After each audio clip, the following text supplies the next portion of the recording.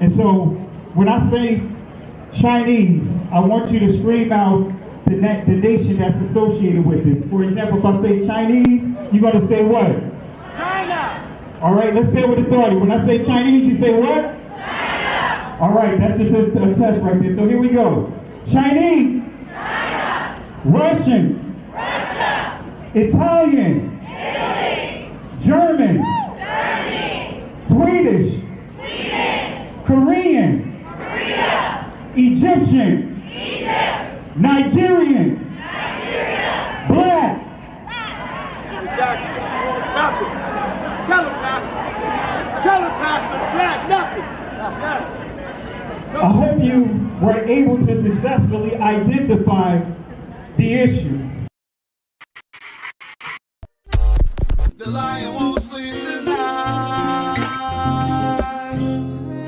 'Cause we woke now, and we woke now. I said the lion won't sleep tonight. 'Cause we woke now, and we woke now. They want us to sell our souls to barter profit. Like God's property, it's hard to market. So we steady to aim, keep your eyes on target. 'Cause when you got to drive, yeah, they'd rather you park it. But I don't valet, you ain't getting these keys. I'm keeping closed hands, I'm on bended knee. I'm just a reflection, dealing with 8 sections. Art mixed with life, you can feel the convection. Your lion won't sleep tonight. 'Cause we woke now, and we woke now. I said the lion won't sleep tonight. 'Cause we woke now, and we woke now. I said The same people that have stripped us of our identity and labeled us as a color have told us what it means to be black. The white man is enacting a story all over the world. We left our homes and flooded the world. We smothered culture. We smothered knowledge. We erased history and rewrote it our way. Myself, my grandfather is 100% Ashkenazi Jewish. Claiming to be Jewish, Ashkenazi Jewish is just a conspiracy. White men claiming to be of tribes of Israel when I'm Germanic. You know, I have no ties to Israel, no ties to Judaism. You know, except loosely written history that's been whitewashed over for centuries. And, you know, from the Renaissance. Oh yeah, right. You wipe everything clean. It's funny how exactly the Renaissance. It's this rebirth, but it's white rebirth. I think at the same exact time the Renaissance is happening, Columbus is sailing to America and committing genocide. There's only one true ethnic Jew, the Mizrahi Jew, because they are Africans, and if you read the original Bible written in Phoenician Hebrew, they're not. Jewish people are not Europeans. The modern Jews in Israel are Russians from Khazars, to be precise, from Russia. I learned it from my grandfather that he was because he was an Ashkenazi Jew. The true Jews of Israel are your black ancestors, are your black ancestors, are your black ancestors. The true Jews of Israel are your black ancestors. You think you and Kyle make TikToks together? Kyle only cares about money. Think about it. Are you really making TikToks together, or is Kyle profiting off of you? It's just like the lost tribes of Israel. It's just like the lost tribes of Israel. I was noticing that you're kind of hanging out a lot with Kyle lately. Is there a problem with that? No, I think it's amazing. It's awesome that someone like you could be okay with someone like him, given all the new information lately. You know, the stuff that's come out about how the Jews stole the black race's identity? That the lost tribes of Judah were actually all Africans? You didn't hear about this? Black people are actually the Jews and people like Kyle have taken that from them? Stop talking to me. When the Jews came to America to escape persecution in World War II, they found that blacks were already the underclass in America. So they had to invent a story for themselves which they could make everyone believe because Kyle runs Hollywood. Assalamu alaikum. In the 13th tribe, Arthur Koestler traces the origin of Eastern Europe's Jewish population that was largely decimated by the Nazi onslaught during the Second World War. Through extensive research, he discusses the history of a trading empire that was set up by a tribe known as the Khazars. The Khazar Empire was located between the expanding power blocks of Christianity and Islam, and the people were converted to Judaism by their king as a way of standing apart from both. The Khazarians and their wealth were dispersed through the countries of Eastern Europe after the collapse of the Khazar Empire. The Khazarians were not a Semitic people, that they called themselves Jews after their conversion to Judaism is as absurd as the Chinese Muslims calling themselves Arabs. The Khazarians were not a Semitic people, that they called themselves Jews after their conversion to Judaism is as absurd as the Chinese Muslims calling themselves Arabs. It is their descendants who later started the campaign for European Jews to return to Palestine, a land their ancestors never set foot on. The European Jews, i.e. descendants of Khazarians, were not descendants of Prophet Abraham, therefore bringing into question the legality of their claim on the Promised Land. This book had been out of print for many years and has only recently been republished.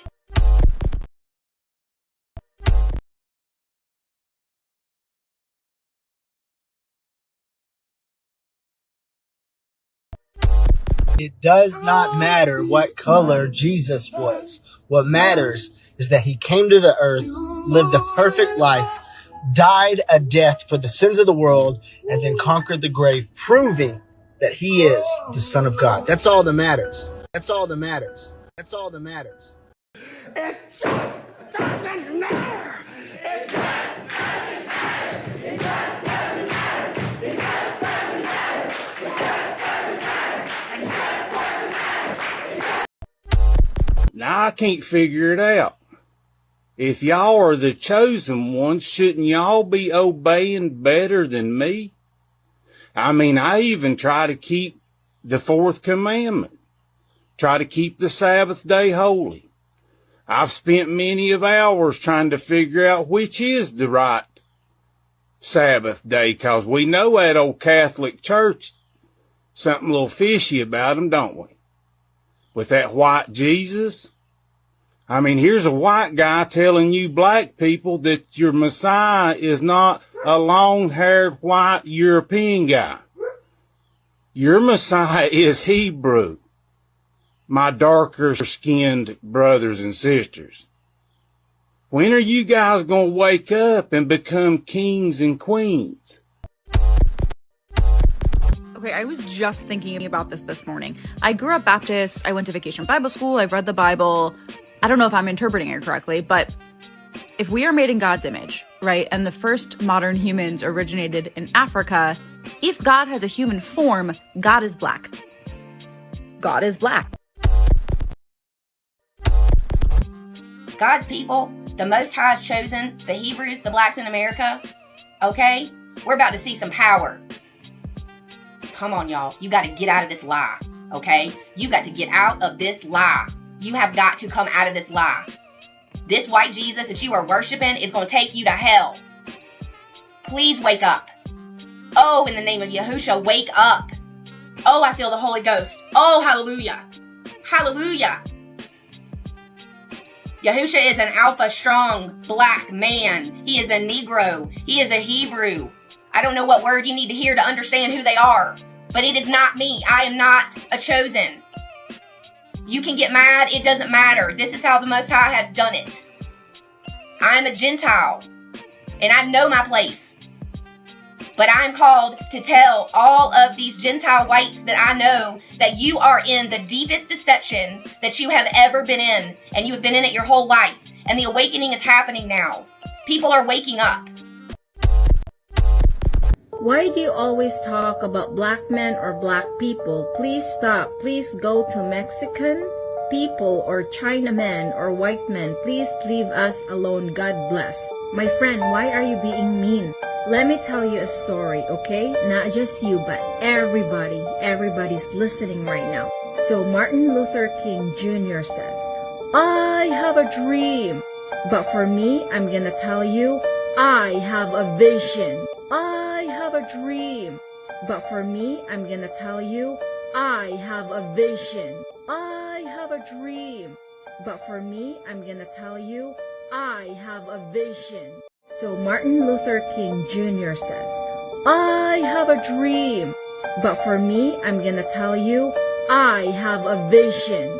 My vision was that God is black. He is black as a charcoal. I was a Christian missionary for years, but there came a time in my life when I realized that what I was taught about the Bible was a lie. In my confusion, I cried out for help. I met an Israelite who introduced me to the God of Abraham, the God of Isaac, and the God of Jacob, who is described in the Bible as having hair white as wool and eyes red as fire. Yes, the God in the Bible is black. It does not matter what color Jesus was. What matters is that he came to the earth, lived a perfect life, died a death for the sins of the world, and then conquered the grave, proving that he is the Son of God. That's all that matters.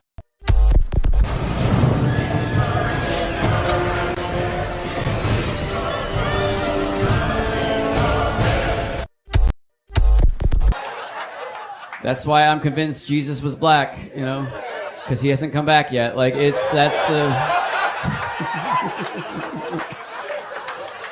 He said, I will be back at an hour that you least expected. That is the blackest thing I've ever heard in my life. He's going to confuse the hell out of everybody, all the white people when he comes back, too, because he's like, it's been a minute. White people will be like, it's been 2,000 years, Jesus. What are you talking about? Genesis chapter 11, verse 10 explains the genealogy of Shem. Shem was a black man in Africa. If you repeat this fact, they can't laugh at you. If you repeat this fact, they can't laugh at you. If you repeat this fact, they can't laugh at you. I want to say peace and blessings to everyone. I want to start off by apologizing for the delay tonight. If my mic is good, just go ahead and type 1 in the comment section. If my mic is having issues, type 2. So again, if my mic sounds good, type 1. If it's having issues, type 2 before we get started. All right. So want to apologize for the delay tonight. I was actually working on these some last minute edits and even the graphics you see on your screen. I just thought about it. I was like, hey, you know what? Let's touch on a little bit of what you see on the screen. Now, of course, we want to deal with the Edomite who became king. And we're going to touch on the question of who is the anomaly. And I'm going to explain that. So I want to apologize. But yes, I had to do some last minute edits, and I got some video clips that I put together because I wanted to play some clips from a geneticist that's going to completely knock down a lot of the lies that we are hearing in regards to Dr. Michael Brown, as well as Rabbi Abramson, you know, and others that are using to continue to regurgitate, rehearse, and continue to push lies in regards to our community. So Dante, man, I didn't get a chance. I was going to try to put that in here too. But man, if you haven't seen the video earlier that Dante Forston uploaded, man, that's a mic drop right there. That is a mic drop right there. But it also gives, a sample size of the issue, the contradictions when it comes to other groups versus our community. It also highlights the racism.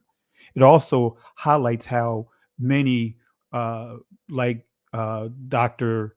Michael Brown, abuse the term anti-Semitic, anti-Semitism. The contradiction of literally telling someone using Revelation 2:9, synagogue of Satan, right? He literally tells a brother man that was on the phone, on his line, that he was not an Israelite. That he, and I don't even like using the word Jew, but just for the sake of the conversation, Jew. Told him he wasn't Jew and used Revelation 2:9 to justify his point. But then at the same time, in another video, trying to put down Dante Forston's book, he literally says that Dante is abusing the scriptures, that he's misusing the scriptures. So it's all right for them to do that. It's all right for them to use scriptures to justify certain scriptures and certain passages to justify them, their points and all. But when we use the same scriptures, making the same points, suddenly, all of a sudden, you guys know how it goes. Suddenly, there's a role reversal. Suddenly, either it just doesn't matter, or they sweep it under the rug. Sweep it under the rug. So, family, I'm not surprised. Why? Because when I heard that video, when I saw that video, it made me think about, and I'm going to show a couple more clips, and then we'll get right into the lesson because we have a lot to cover tonight. But it made me think about the racism, the hatred that many have for our community. Our community. So let me play a couple of clips. You guys are familiar with some of these clips, but I want you to really listen to these clips. And I may upload more, you know what I mean? But I want you to pay attention to a couple of these clips. Here we go. נחשף ביערות בורקינה פאסו שבט קניבלים נטו נטו. שלום למנהיג השבט קזבובו. שלום עליכם. אברהם יצחק יעקב. יודע עברית, שולחן, חשבונית, קובי פרץ, מותחלה זיבוטאו. מר קזבובו, כולנו כאן בישראל מופתעים ונרגשים נוכח האפשרות שתעלו ארצה. קזבובו שמח. 2000 שנות גלות נגמר. רואים אור בקצה של מנהרה. אתם בטוחים שאתם יהודים? התחלנו על חנן. אם הוא שחור הוא לא יהודי? לא בגלל שהוא שחור, הוא... מה הוא מה? קניבל. ומי אתה שתגיד לו מה לאכול, אה? אם הוא קניבל הוא לא יהודי? אולי תבוא, תעשה אצלנו שבת? זה לא שיש לי משהו אישי נגדכם, אבל הפלשמורה למשל תקועים... להתחיל לאסוף את המסתננים, לא צריך לחכות לבג"ץ, לא צריך שום דבר.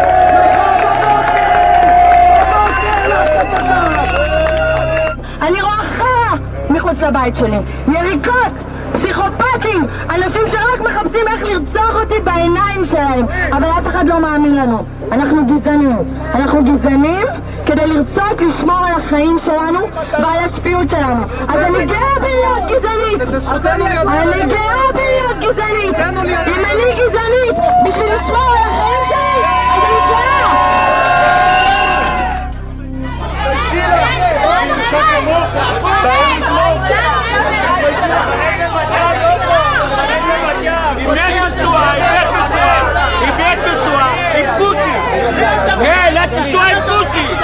אל תפושי לנסוע!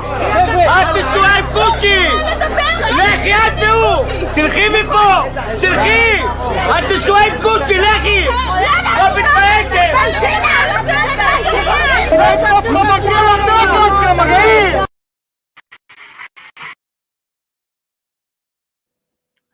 So when you hear them in the video saying Kushi, right, that's Kush, right? Kush is a slang. It's interchangeable with the N-word. And I don't even like saying the N-word. It's interchangeable. Kushi is interchangeable with Strong's G 3526. Niger. Niger. Strong's G 3526. Niger. Niger. So that's what Kushi or Kush, which transliterates to the Ethiopians. So when you see them, in the bottom of the caption, when you see Nigger, right, that is used as a slang. There's a number of letters and words that are holy in the scriptures, but this particular group of people made into a slang, like the Hebrew letter Zion or Zion from a ancient Hebrew perspective, but they took that Zion and made it into the F-bomb. That's right, family. The Zion is the F-bomb.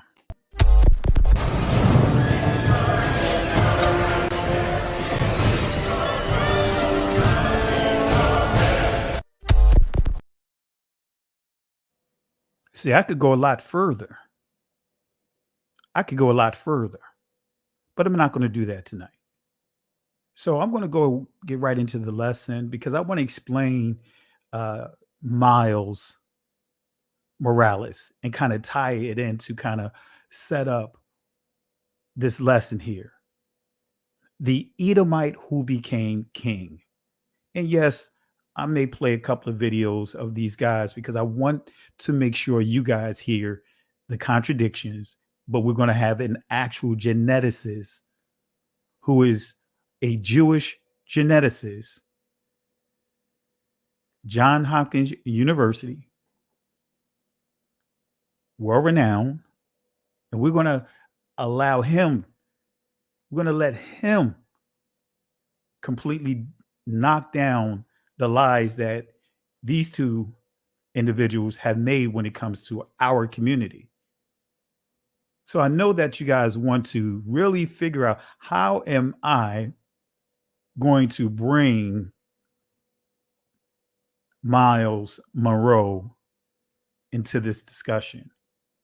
Now, you guys know I am a geek.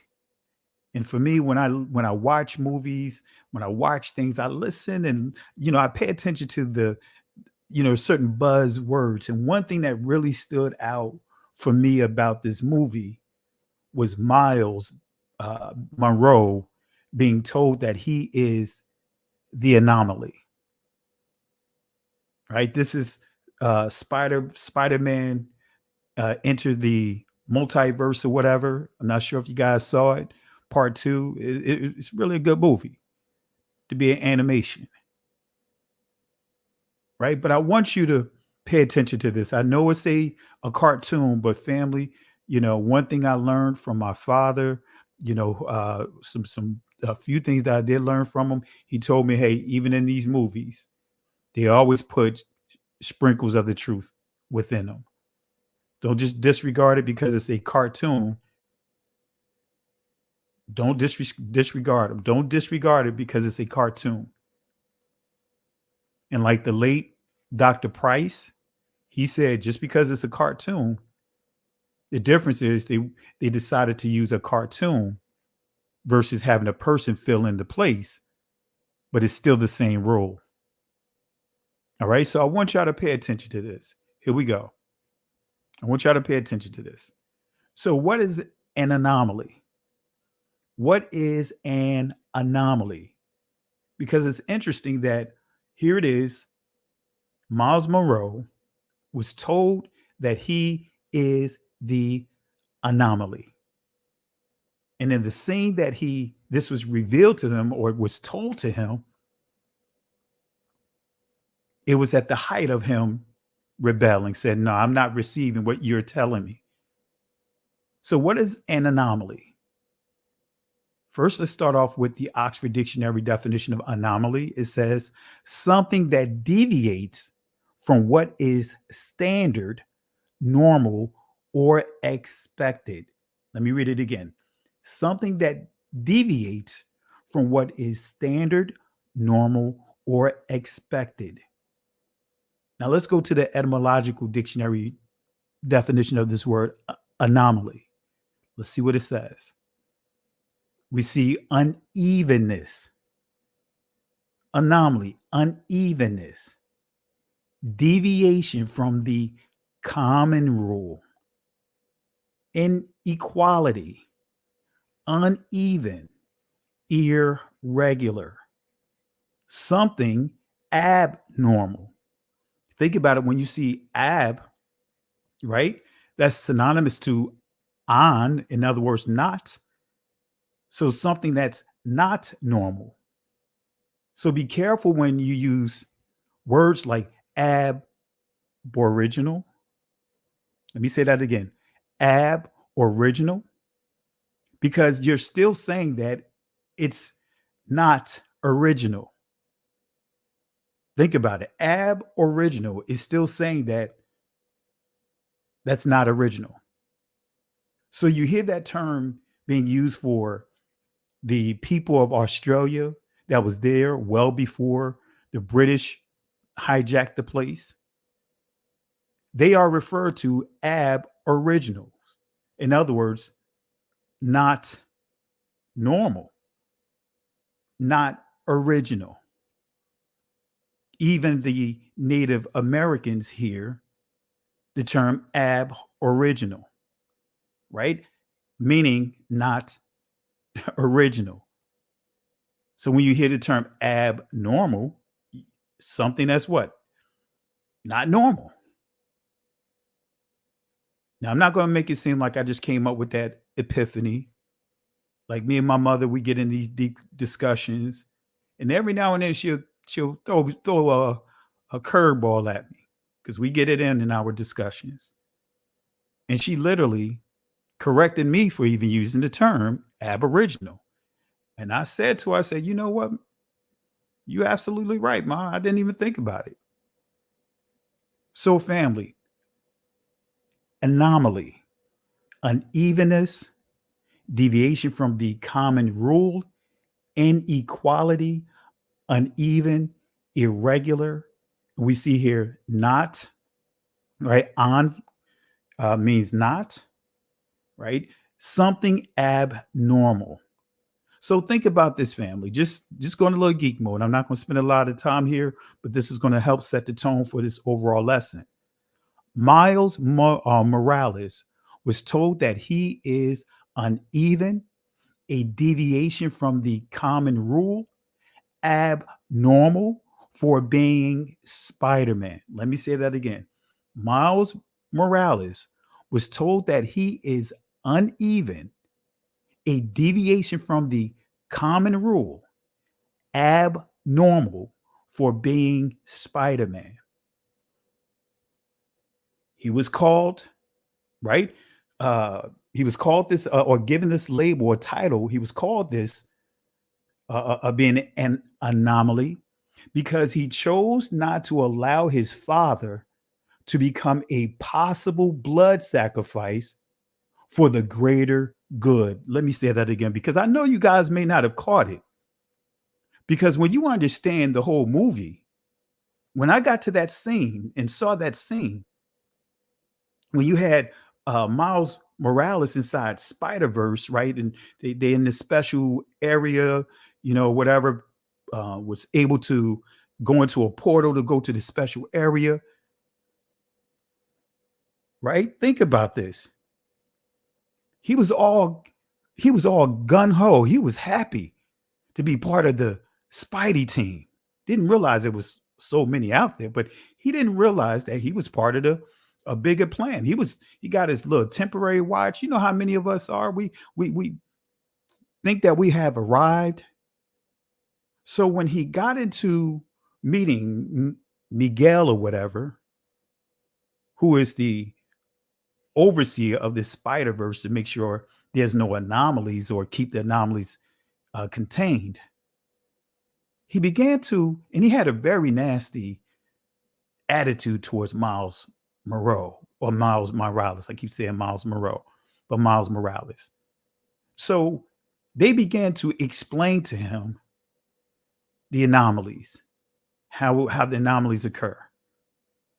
So he realized that, wait a minute, each one of them had to lose a relative. Y'all better grab hold of this. Yes, Spider-Verse, Spider-Man, Spider-Verse, into the Spider-Verse is dealing with blood sacrifice. So all the other Spider-Mans that was there, each one of them had a blood sacrifice, whether it was their Uncle Ben, whether it was their father becoming a police chief, but all of them had a blood sacrifice. They lost a loved one for the supposed greater good. Well, I know you guys probably didn't really pay attention to that.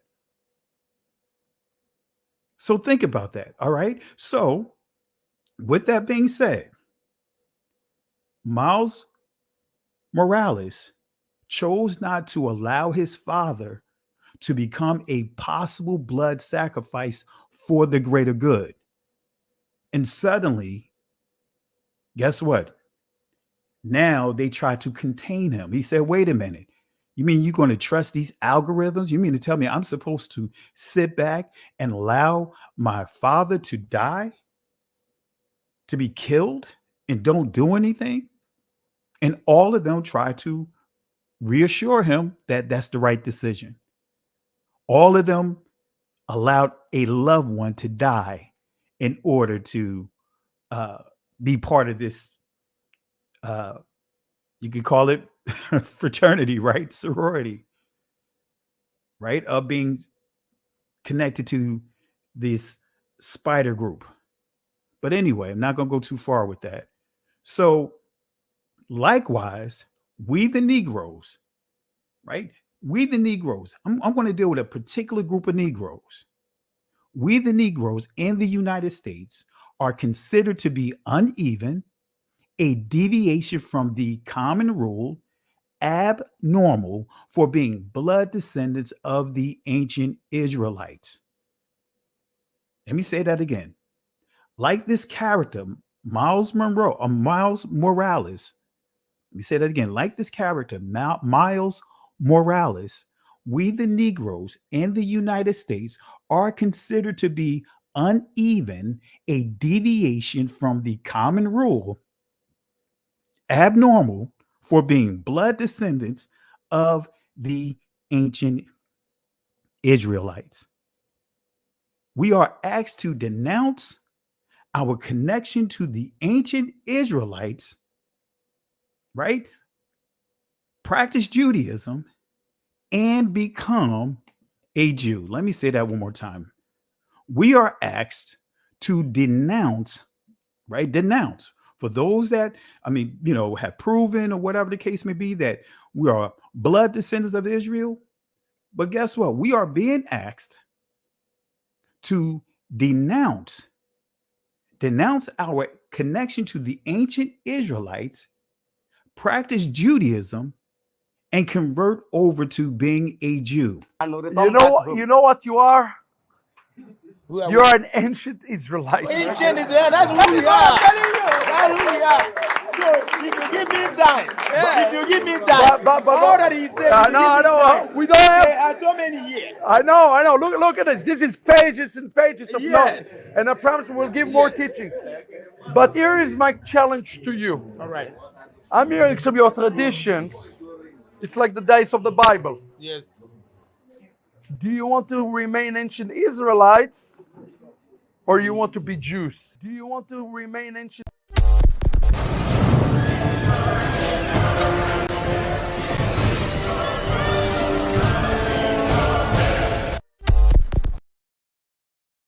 That's right.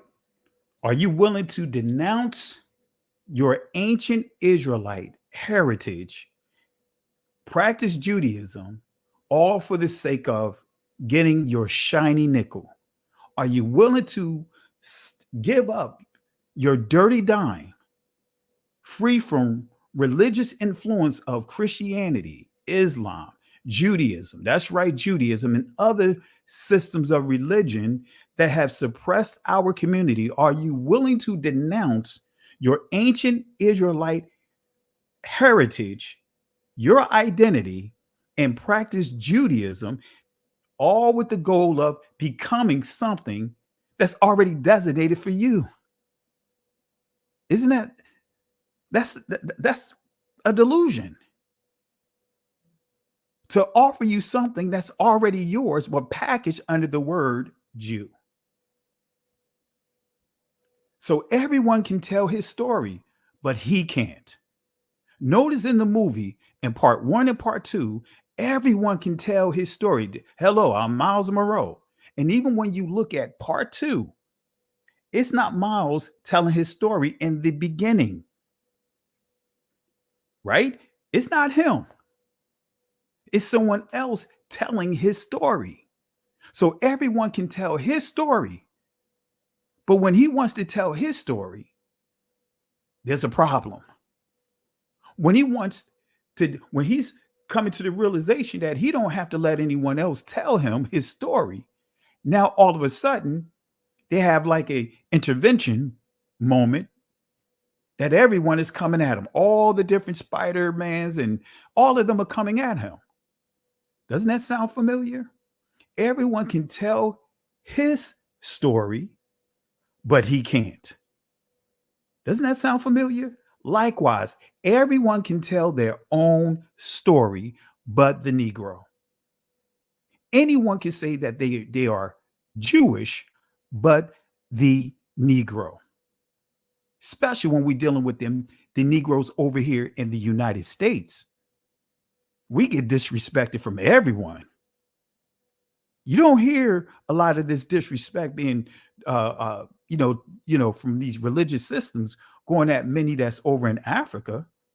Now they do go at them, but not as much as what you hear, especially when we start dealing with our community here, especially when we deal with the church and we deal with these Mike Browns and all of that.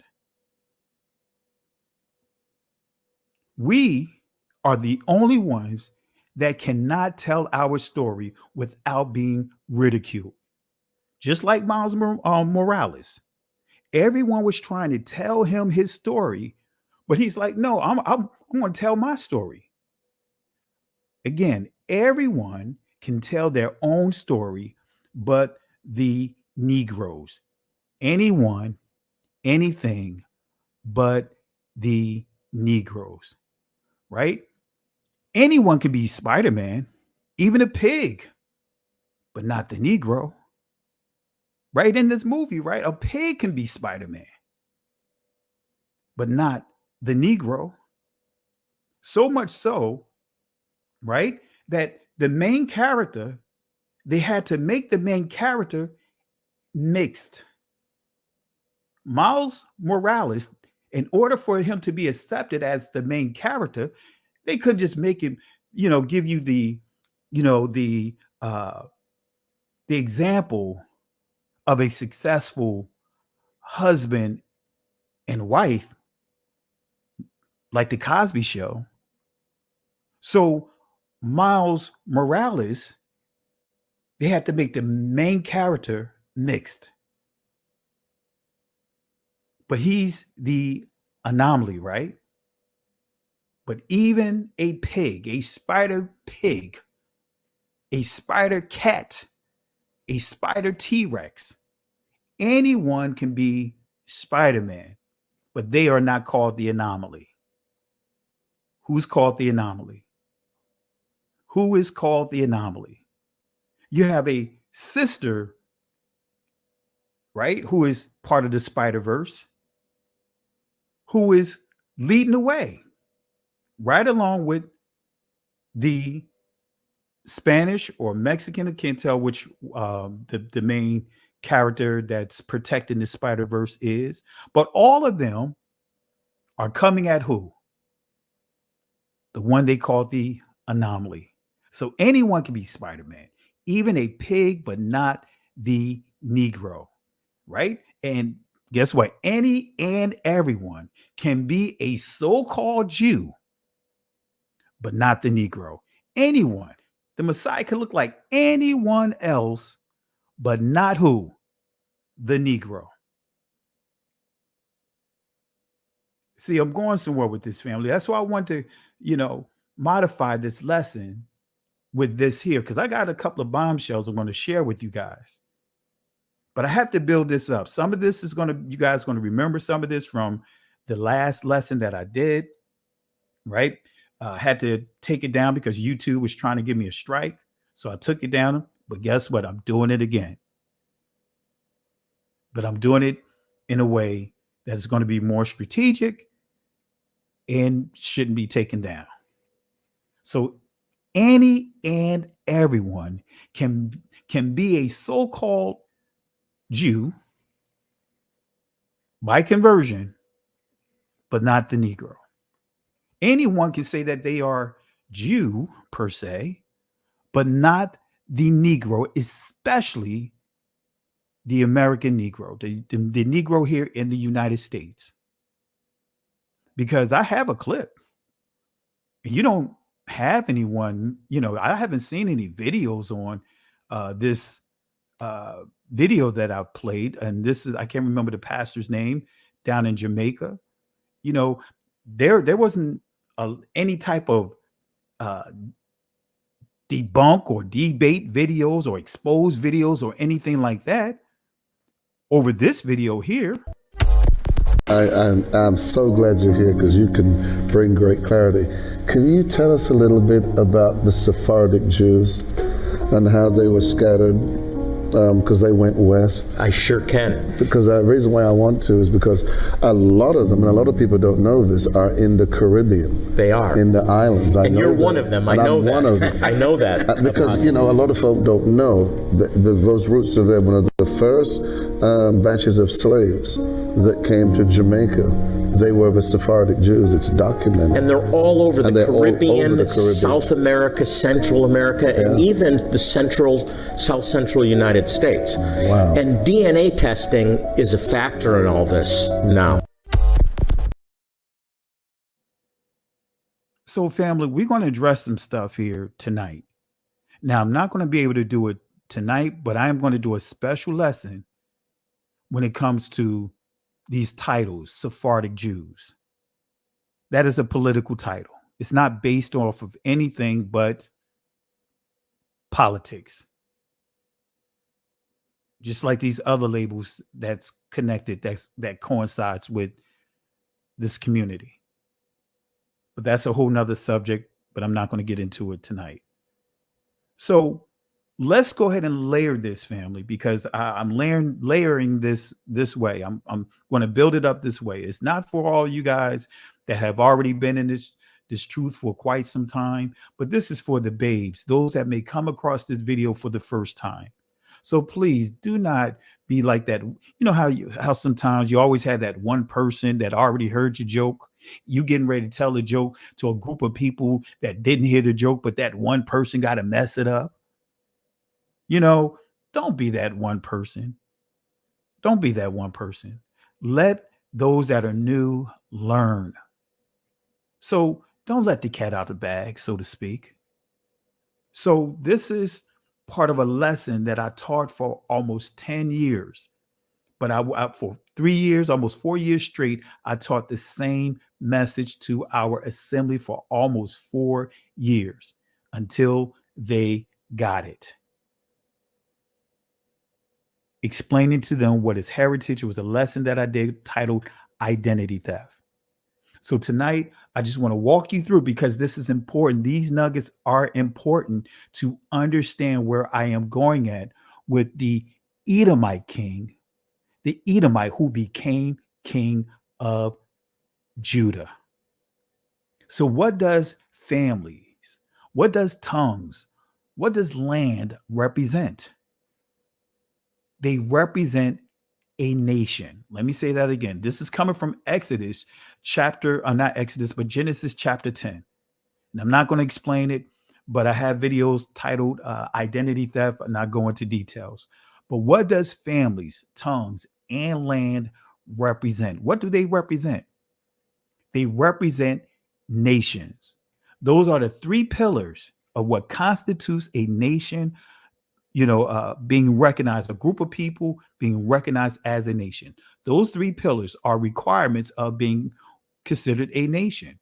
So let's confirm this with the Oxford Dictionary, because we should be able to confirm this, right? With with outside sources. We should be able to confirm this, and I am going to confirm this. So nation, it says large body of people, right? We already dealt with what? The word families, mash, paka, right? Large body of people united by what? Common descent. So Noah's sons were divided by what? Their children, their seeds, based upon what? Common descent. So large body of people united by common descent, history, culture. We see language. So large body of people, language. Remember, we said land, family, and tongues, right? So large body of people, language, inhabiting a particular country or territory. So what does families, tongues, and land represent? They represent heritage. Mawar Shah. They represent heritage. Let me say that again. Mawar Shah. Let's confirm this. We're going to confirm this with the Oxford Dictionary. Notice what it says. Heritage, valued objects, and qualities such as cultural traditions, unspoiled countryside, historic buildings that have been passed down from previous generations. So valued objects, land, family, and tongues, those are valued objects, and qualities such as cultural tradition. Do you know that our covenant is our what? That is part of our heritage. Right? All of this is all part of our heritage, family. It's not a religion. It irks me when I hear many trying to use the label or the phrase or the name Israelites or Hebrew Israelites, however you want to use, whether it's Israelites or Hebrew Israelites, and try to make it equivalent or equal to or an alternative to Christianity and Judaism. No, this is not a religion. This is a culture. This is heritage. This is our lifestyle. So valued objects and qualities such as cultural traditions, unspoiled countryside, and historic buildings that have been passed down from previous generation. So let's go to the Cambridge Dictionary definition of the word family. Let's see what it says. And it's going to confirm this. As you see here, it says family, parents, and children. And then it goes on in the sub-entry here, a social group of parents, children, and sometimes grandparents. I'm like, okay, I thought it was always grandparents. But anyway, uncles, aunts, and others who are related. So family, the foundation of a family is what? Parents. Parents going to have what? Children. So if the parents have siblings, right, then those siblings to their children would be the uncles, the aunts. So that's family. So let's go to the Hebrew word, because I really want to go to this Hebrew word. I know I said mashpakath is the Hebrew word in Genesis that we see, but I really want to go to this word right here that really, encompasses what family is. It gives a foundation and it still stay within the Aleph Bayath, the Hebrew alphabets. All right. So the Bayath in the Israeli language is pronounced Beth, but we focus on the ancient here. So let's see what it says here about family. It says a house, right? Physical house, physical structure. We see especially family, home, homeborn, household, right? So every nation. So when we think about the Bayath, the second letter of the Hebrew Aleph Bayath, right? The alphabet, right? That's where you get the word alphabet. In the Israeli, they say Aleph Bet, but not getting into all of that. Every nation consists of families, and every family consists of tribes, and every tribes consists of households, and every household foundation is centered around marriage. I'm going somewhere with this, family. I'm going somewhere with this. All right. I'm going somewhere with this. So I want you to write this thought down or make a note of this thought here. Contaminate the marriage, Einath, contaminates the seed. I want y'all to make a note of that. Contaminate the marriage, Einath, contaminates the seed. Right? And there is a doctrine that's being pushed that contaminates marriage. Oh, yeah, family. See, if you even start with the very first consonant in the ancient Hebrew Aleph Bayath, the very first letter is called the Alap. In the Israeli language is Aleph. But in this Israeli language, you're not pronouncing the letter itself because the letter is silenced. You are only pronouncing the mark of man that was given to it, the accent of man that was given to it. So you are never pronouncing the actual letter. Let me say that again. Some of you guys that studied this so-called Israeli language disguised as Hebrew, y'all know what I'm talking about. If you guys know what I'm talking about, type 1 inside the comment section. Because this is important for you guys to know. I may even do a special lesson on this.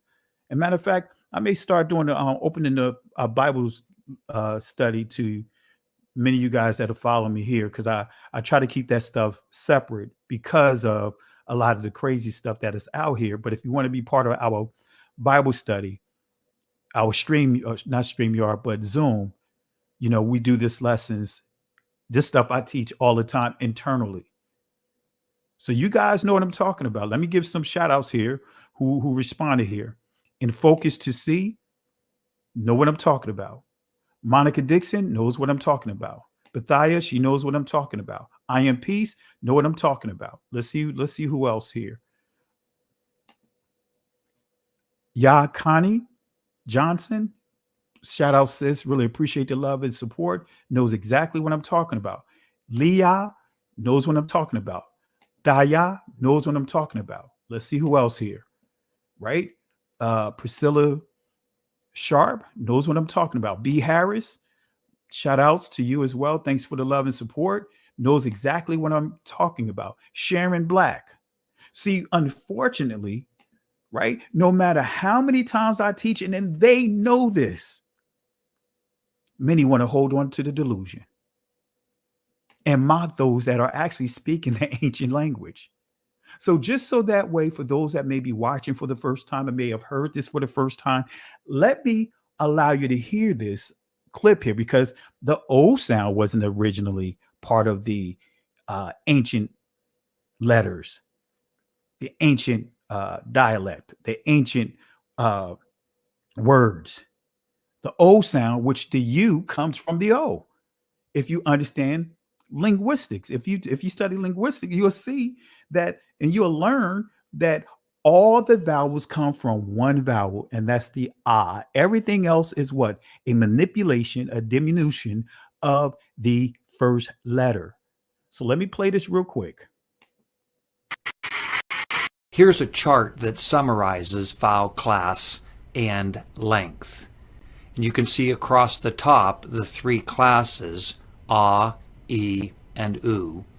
And then down the side, the four lengths, long, medium, short, and very short. So let's just go over this chart. We'll start with the ah class vowels. The long vowel is cholam vav, and you'll recall that this says O as in snow.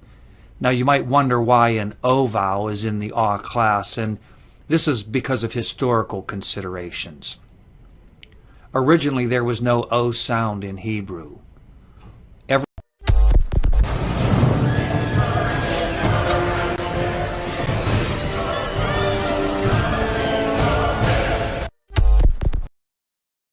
So there was no O sound in ancient Hebrew.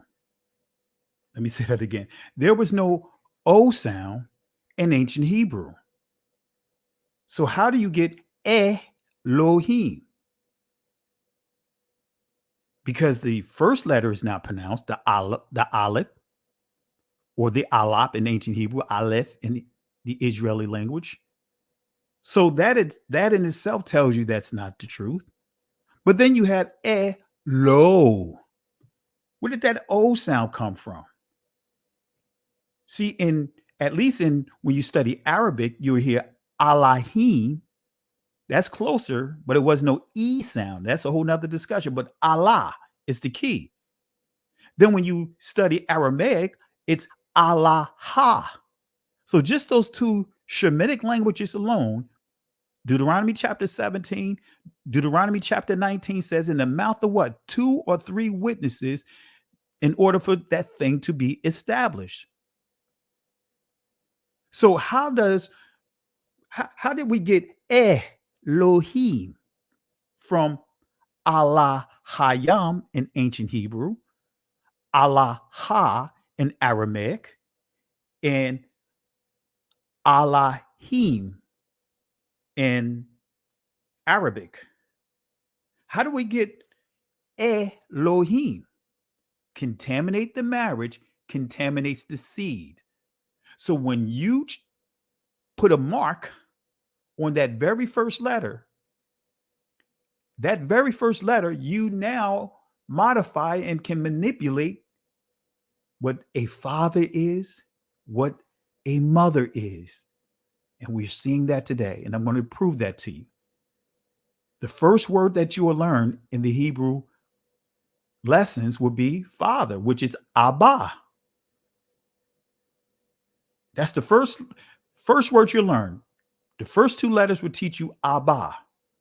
For mother is Ama, but both has the Allah part of that. Now I know many of you guys would say Ima, but the ancient Hebrew is Ama. So you change that very first letter, you just manipulate it. Christ said doesn't in Matthew chapter 5. So contaminate the marriage. And we see Inav. That's another word. When you see that first letter, the Ayan, it's silent. And this so-called Israeli language that many will try to say is connected to the ancient Hebrew pronunciation, that's a whole nother discussion. So 2 key letters are silent, and many of them are used as vowel letters, can make a number of sounds. So before we go on, I want to give 2 shout outs here real quick. I want to say peace and blessings to Adrian Drayton, excuse me if I butcher your name, but Adrian Drayton, I want to say special shout outs to you, family. Let's show some love, and let's also show some love for Kevin, for Lofton, for the love and support. Family, let's show them some love and support for for the contributions tonight, and really appreciate it. Doesn't matter what the amount is, whether even if it was a dime or a nickel or a penny, I still feel the same way. Thank you, because you did not have to give anything. You did not have to contribute anything to this lesson. So thank you, and I really appreciate you guys. So let's show both of them some love.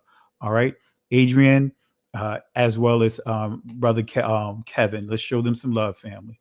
Really appreciate it. Thank you. All right. So contaminate the marriage, contaminates the seed. Let me say that again. Right? Somebody said here, so when you change the letters and pronunciation, what are you really saying? What I'm saying is that gives you the opportunity to interpolate the language, the meaning of words. That's what the Greeks did. They interpolated not just the Hebrew language, but every language of the people that they conquered. Interpolation, inserting something, right? Inserting something from a different nature into something else, to form something else. So when you change the letters, like the Messiah said in Matthew chapter 5, he said, think not that I come to destroy the law and the prophets. He said, I did not come to destroy, but to fulfill. But he goes on to say, not a jot or tittle, jot, iota. That's the 8th letter of the Greek alphabets, iota, which comes from the yod. The yod means redemption. It means salvation. But then when we get to the word tittle, right? When you get to the word tittle, tittle means what? You see the Greek word karia comes from the primitive root word kur, right? And kur means hair. So Christ said, don't even touch the hairs of the letters. Because when you start modifying the letters, you start changing words, and that can have a major impact on what? Salvation. All right. So let's get back into it, family. Contaminate the marriage, Inoth, contaminates the seed. Let's go to Webster Unabridged Dictionary, 1886. And I want to show this and prove this to you. Let's go to this source and see how they define marriage. This is what it says, right? The act of marrying or the state of being married, union of man and woman as husband and wife, wedlock, matrimony. All right. And you see a scripture here. Marriage is honorable in all, in the bed undefiled. Hebrews chapter 13, verse 4. That's a whole nother discussion. But the entry, I'm going to read it again. Entry number 1, the act of marrying or the state of being married, union of man and woman as husband and wife, wedlock, matrimony. So let's go to the Collegiate Dictionary and let's see how much this have changed from, as we see here, 1886. Let's see how much of this definition has changed. Now, when we go to this 11th edition of this Collegiate Dictionary, notice what it says. It says the state of united to a person of the opposite sex as husband or wife in a consensual and contractual relationship recognized by law. Let me say that again. The state of being united to a person of the opposite sex as husband or wife in a consensual and contractual relationship recognized by law. Now, notice it doesn't say man or woman, right? If we go back here, right, we see man and woman as husband and wife. But when we get to this 11th edition, it just says united to a person of the opposite sex as husband or wife in a consensual and contractual relationship recognized by law. And then when we see this sub entry here, number 2, it says the state of being united to a person of the same sex in a relationship like that of a traditional marriage. So when you see that word like, it means having the characteristics. So having the characteristics of a traditional marriage, not saying it is the traditional marriage. It's saying having the characteristics that of a traditional marriage. So we see how marriage, how it's defined academically, has changed tremendously. So I want to give another source, the National Archives, facts about marriage during slavery. I'm going somewhere with this. Contaminate the seed. Well, contaminate marriage contaminates the seed. Slave marriages had neither legal standings nor protection from the abuses and restrictions imposed on them by slave owners. Slave husbands and wives without legal recourse could be separated or sold at their master's will. Couples who resided on different plantations were allowed to visit only with the consent of their owners. Slaves often married without benefit of clergy, and that's important, right? Without clergy, you're not legally married. As historian John Blassingame states, the marriage ceremony in most cases consisted of the slave simply getting the master's permission and moving into a cabin. In other words, shacking up. Not married, just move in, shack up, and then the slave master can have his way with going in and out and molesting the women all he wants. In other cases, molesting men and children as well. Let's go to PBS. the history of marriage in the United States. Notice what it says here. Marriage isn't what it used to be. As America has evolved over the centuries, so too has the institution of marriage. In colonial times, marriage was largely a matter of property and reproduction. When a colonial woman married, she gave up any legal right as an individual. She was legally bound to obey her husband just as she would obey God. Make a note of that. Despite this, colonial marriages rarely happen in churches. What's more, few people found fault with pregnant women marrying. In fact, the practice was quite common in early America. None of these conditions applied to slaves, however, who were forbidden to marrying at all. Let me say that again.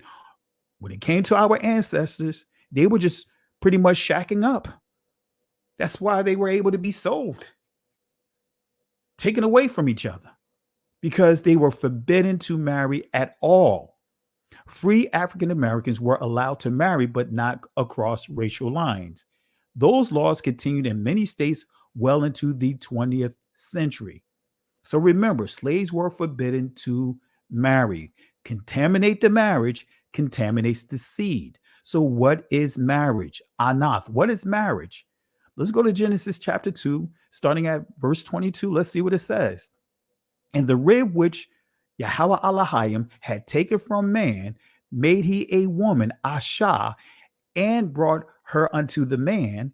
And Adam said, this is now bone of my bones and flesh of my flesh. She shall be called woman, because she was taken out of man, Ayash. Therefore, a man, Ayash, leave his father and his mother, father Abba, his mother Amma, and shall cleave unto his wife.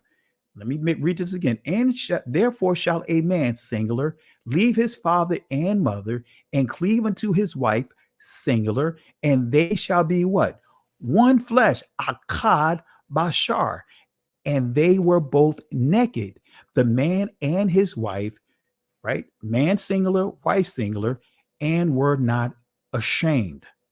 So what does the other so-called Jewish rabbinical literature, what do they say about marriage? And I'm going to show you, start with the letters, start changing and modifying these letters, how it impacts and take away from key words. Start changing letters. Now that allows you to change and redefine words and push agendas. So let's see what this other rabbinical literature say about marriage. This is the Talmud, Barakoth 61a. Look what it says about marriage. In the rib which the Lord God had taken from man, made he woman. Rob and Samuel explained this differently. One said that this rib was a face, and the other said, and the other that it was a tail. So they saying that that rib was either a face or was a tail. No objection can be raised against the one who says it was a face, since so it is written, behind and before hast thou formed me. So they're saying that Adam had two faces.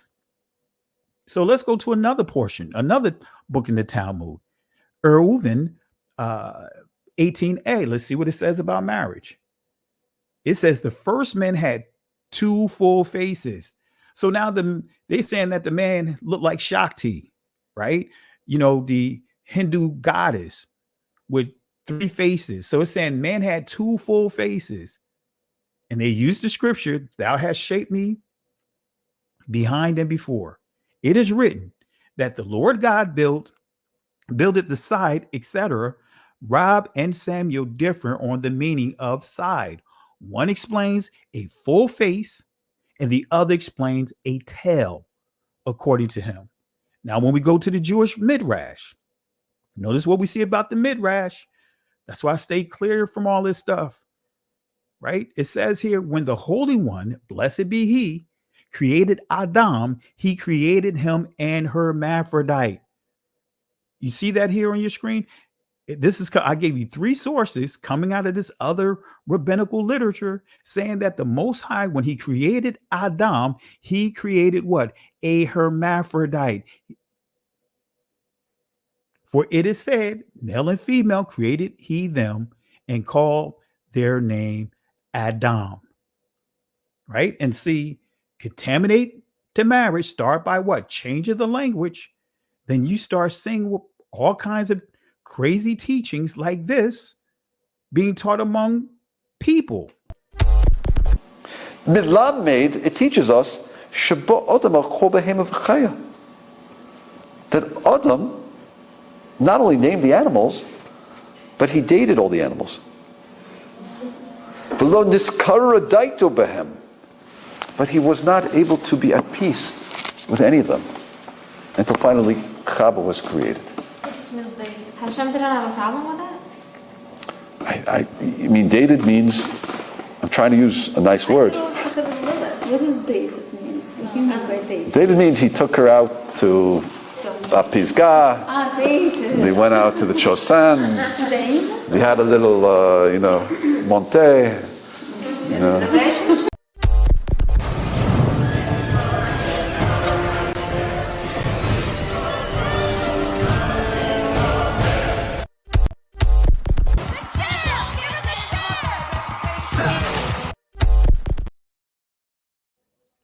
That's what happens when you start changing the letters, then you start changing the words, and you start ultimately changing the entire books altogether.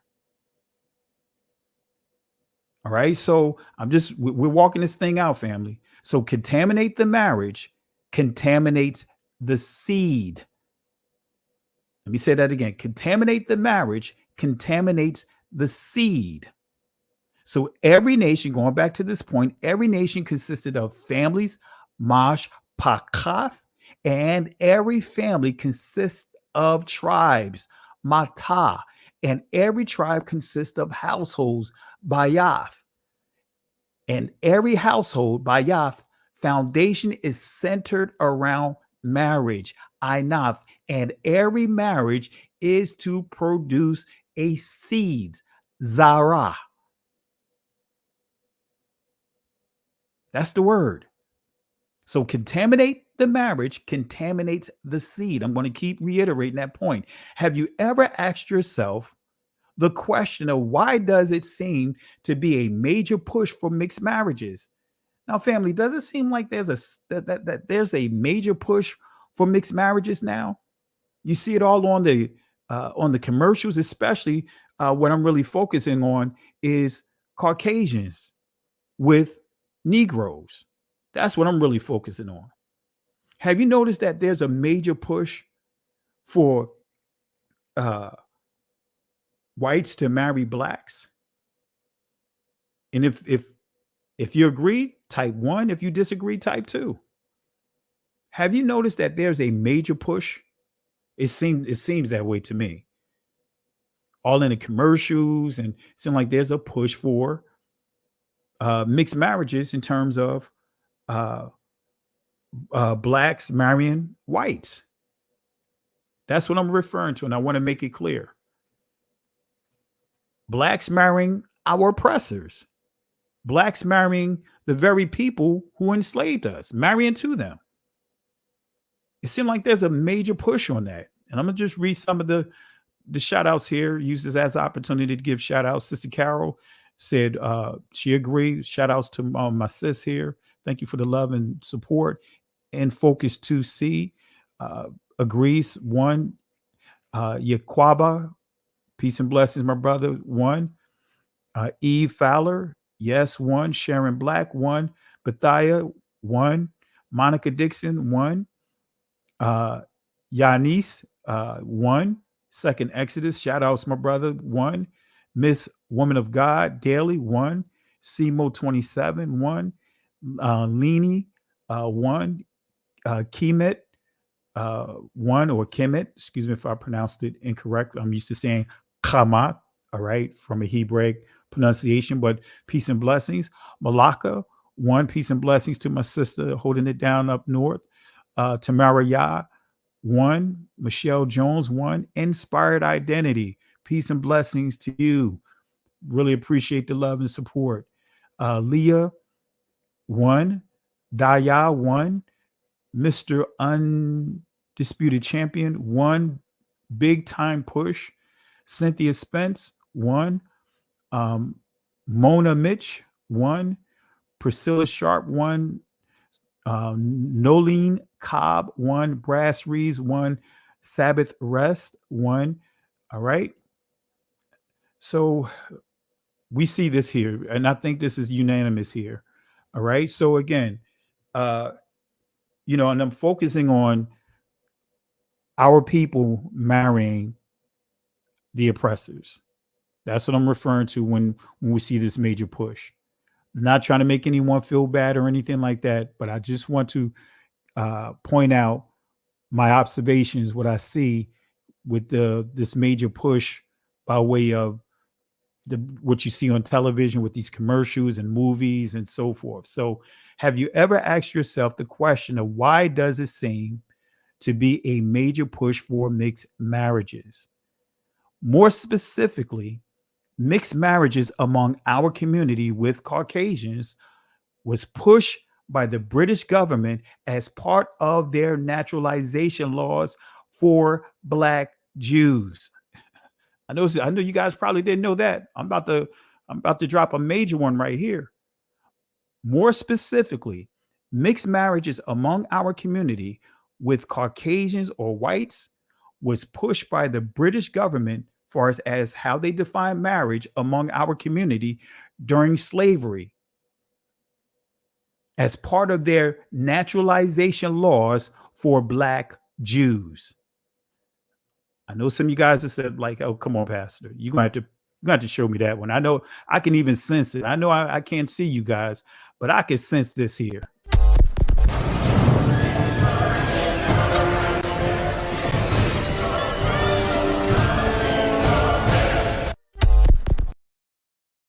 I know some of you guys are like, wait a minute, what did Pastor just say? Like, Pastor, you're gonna have to bring that out.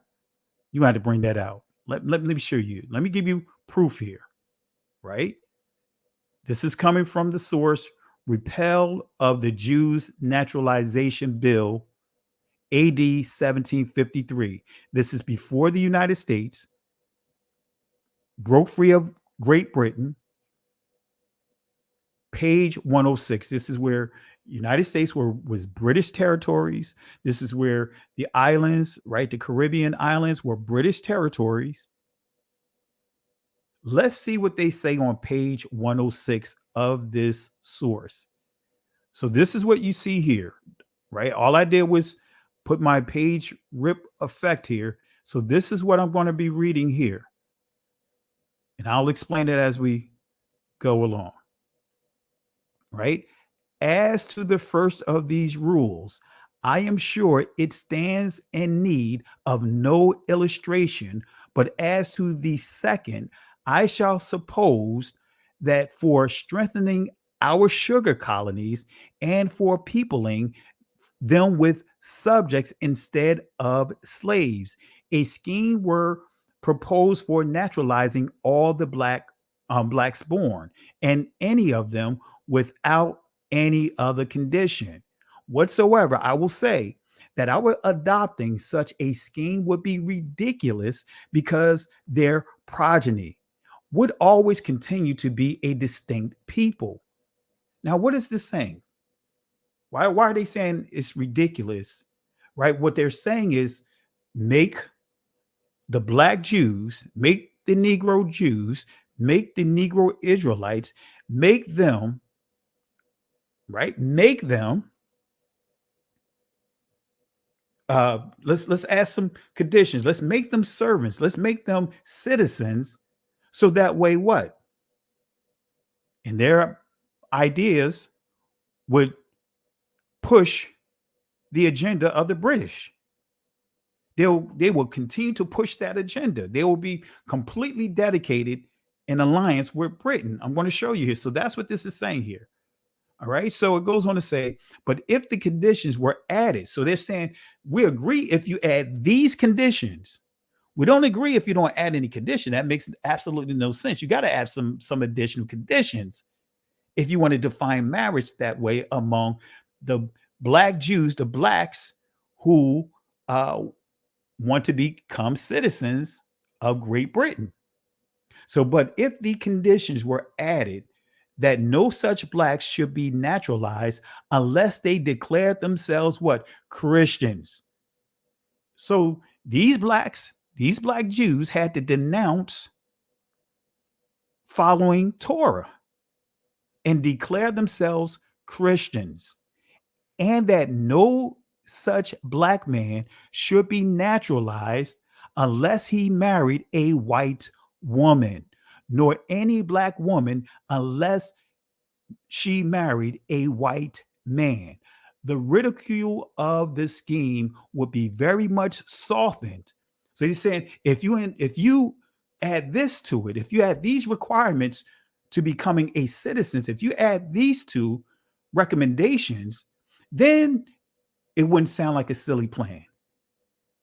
That's why it says the ridicule of the scheme would be very softened, very much softened, because their progeny would in time unite. In other words, it would now be part of it. They would start meshing with the local people, right? Coalesce, right? It says with the rest of the people, it might a little alter the complexion, saying it may alter the complexion a little bit of the people of these islands.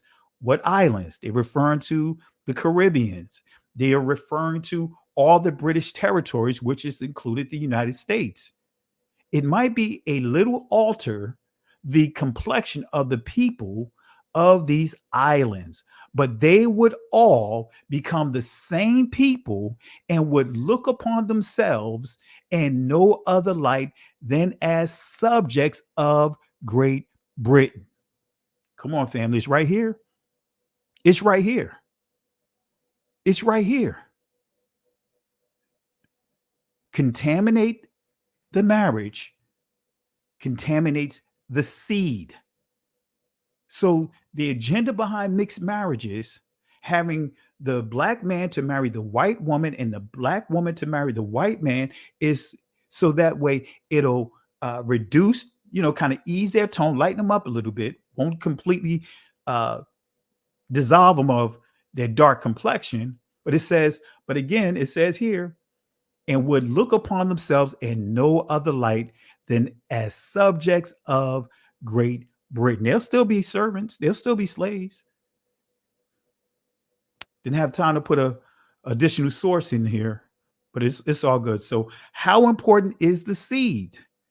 Zara or Zarai or Zarai, however you want to pronounce it. Let me show you how important is the seed. Genesis chapter 3, verse 15. I'm walking this out, family. This is why I said I'm going to take my time. I got a lot to cover because I want to make sure you guys understand how important the seed is. Contaminate the marriage, you contaminate the seed. Start modifying and attacking Joseph and Mary. That's the easier way of what? Discrediting the Messiah. Let me say that again.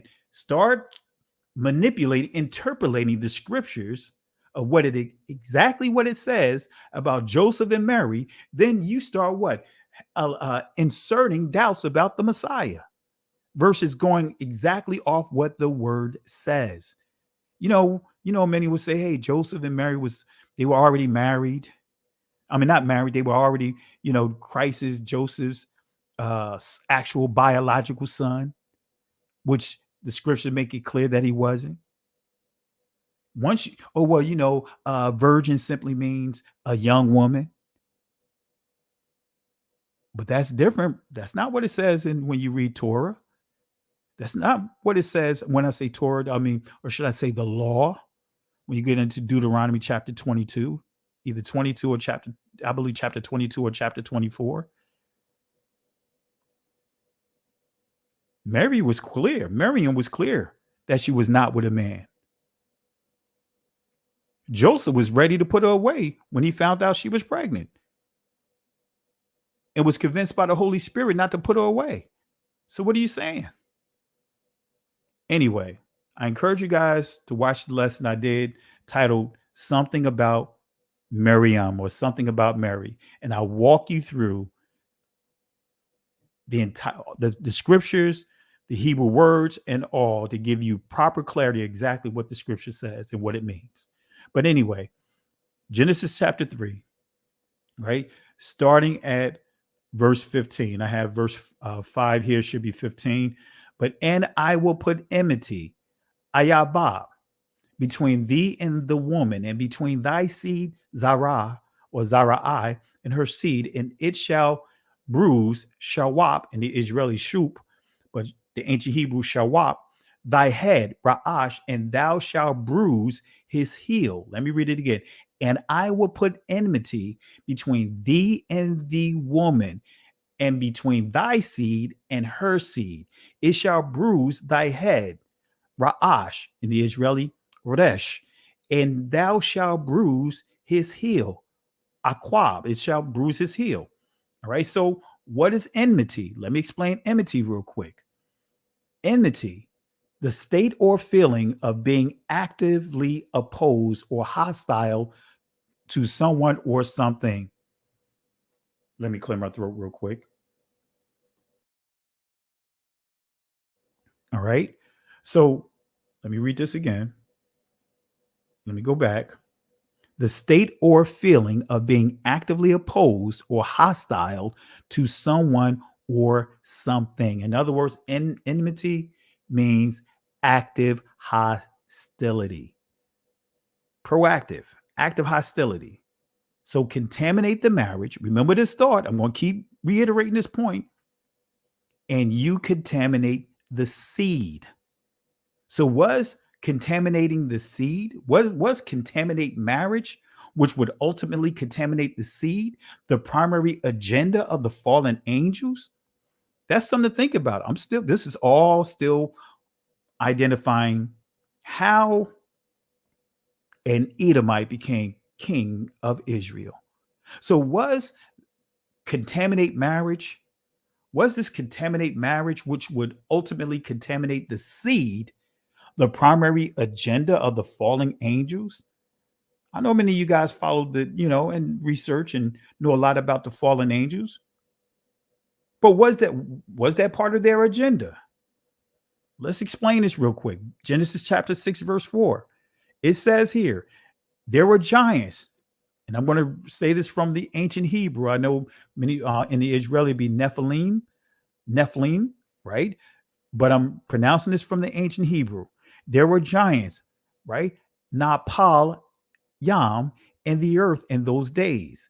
And also after that, when the sons Banai of Alahayim came in unto the daughters of men, and they bare children to them, the same became mighty, right? Same became mighty. Gabar Yam, men which were of old, men of renown. So we see there were giants in the earth in those days. And also after that, when the sons of Alahayim came in unto the daughters of men, and they bare children to them, the same became mighty men, which were of old, men of renown. And let's look at the Hebrew dictionary definition of giants. We see here now Paul, right? That's the primitive root word, right? It means to fall, cast down, cast self, cast lots, cast out. It also means fall, cause to fall, let fall, make fall, ready to fall away, fall down, fall in, falling. But the key here is falling away. Felling, fugitive. We see here rot, make to rot, throw down, to fall in entry number 1, be cast down. So remember, now Paul means to fall, falling away. It means fallen. Okay. Let's go to the Eastern Bible Dictionary definition of the word Nephilim. It says here, Giants, the Hebrew word left untranslated by the reviser. Not getting into all of that. The name also of what? A name of one of the Canaanitish tribes. The revisers have, however, translated Hebrew Gibborim in Genesis 6:4, mighty men. All right. But anyway, so did the angels have sexual relations with the daughters of men? That's the question to ask. Did the angels, these fallen angels, have physical sexual relations with the daughters of men? What is the meaning of came unto? Well, let's go to the Hebrew. Let's see what it says, right? It says to go or come, befall, besiege, to come against, to come in, to come out, to come upon, to pass. Enter in, enter into, enter in, enter trans, right? So we see, when we get clarity from the Hebrew, I think it's pretty straightforward telling you what it is, right? So did the angels actually have intercourse with the women? Were they simply possessed? Influenced by them? Were they simply deceived like Eve?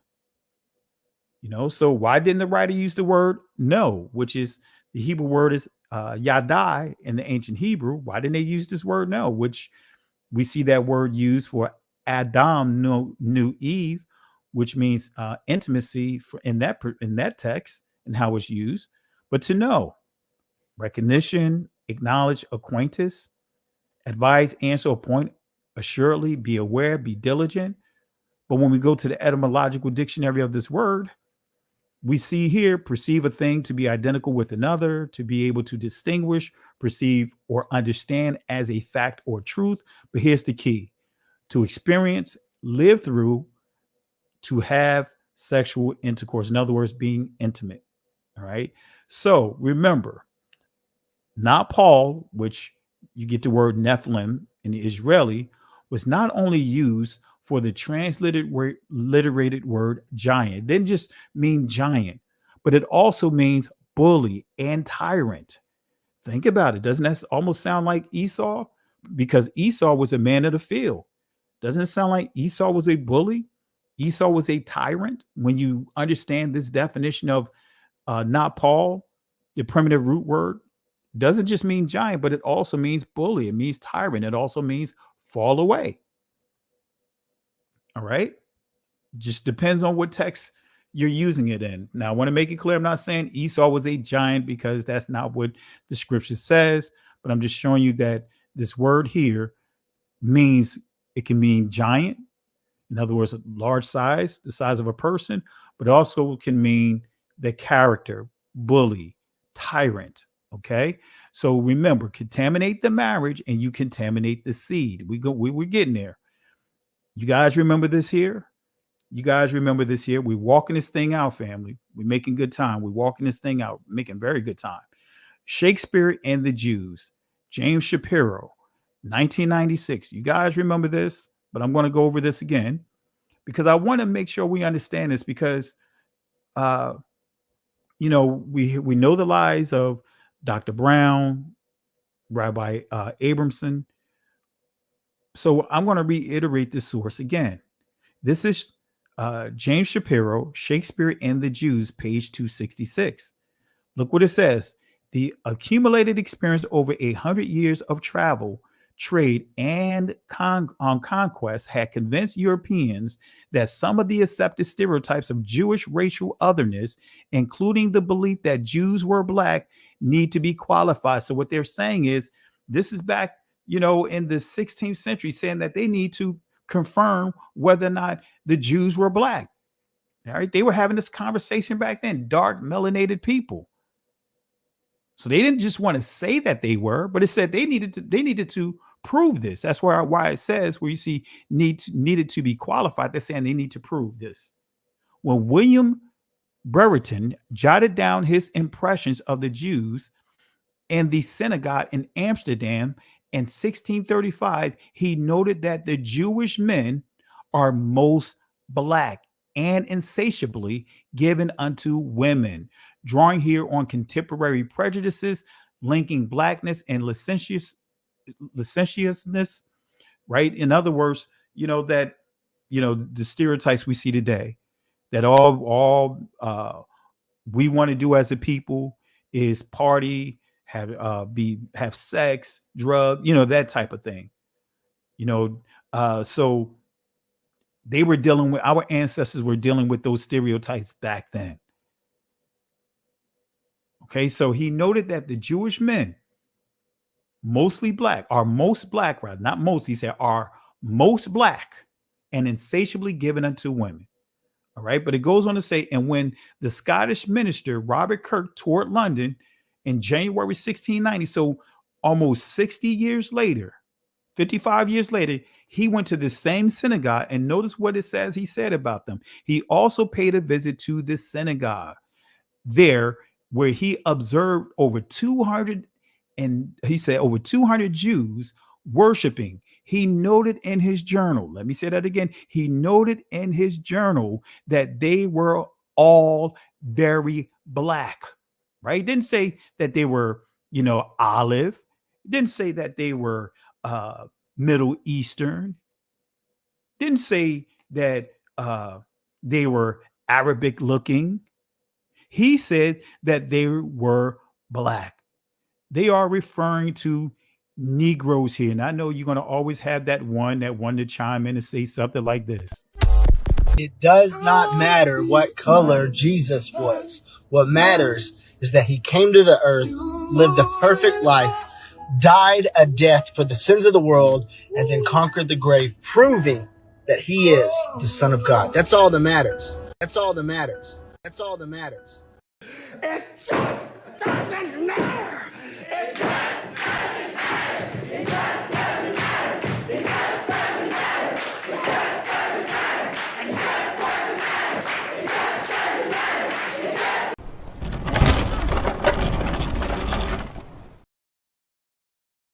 You're going to always get that one person or two people, a handful of people that want to come out and say, it just doesn't matter. Yeah. Nope, not buying it. So this person here, Robert Kirk, went to this same synagogue in London in January 1690 and also paid a visit to the synagogue there, where he observed over 200 Jews worshiping. He noted in his journal that they were all very black and distinct in their reasoning as gypsies. By the end of the 17th century, works like English translation of Francois Maximilian Mission's A New Voyage to Italy makes it clear that is a vulgar error that that the Jews are all black, right? So this is what someone tried to contest that by saying it's an error to say that the Jews are all black. This mission observes, right, is only true for the Portuguese Jews. So they're saying the Portuguese Jews, now we already know the Spanish Inquisition. They're saying that only the Portuguese Jews, who marrying always among one another, beget children like themselves. So what they're saying here, that the Portuguese Israelites, the Portuguese Jews, all of them were black. They were not mixed. They did not mix or mesh. They were all black according to this source. So guess what? We could give, I didn't do this in a while, but we could give a 3-piece.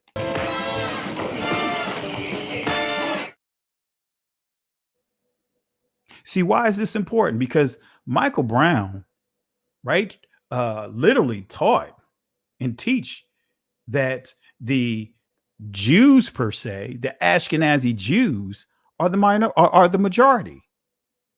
That the melanated Negroes, the Israelites, are the minority. How did that happen? How did that happen?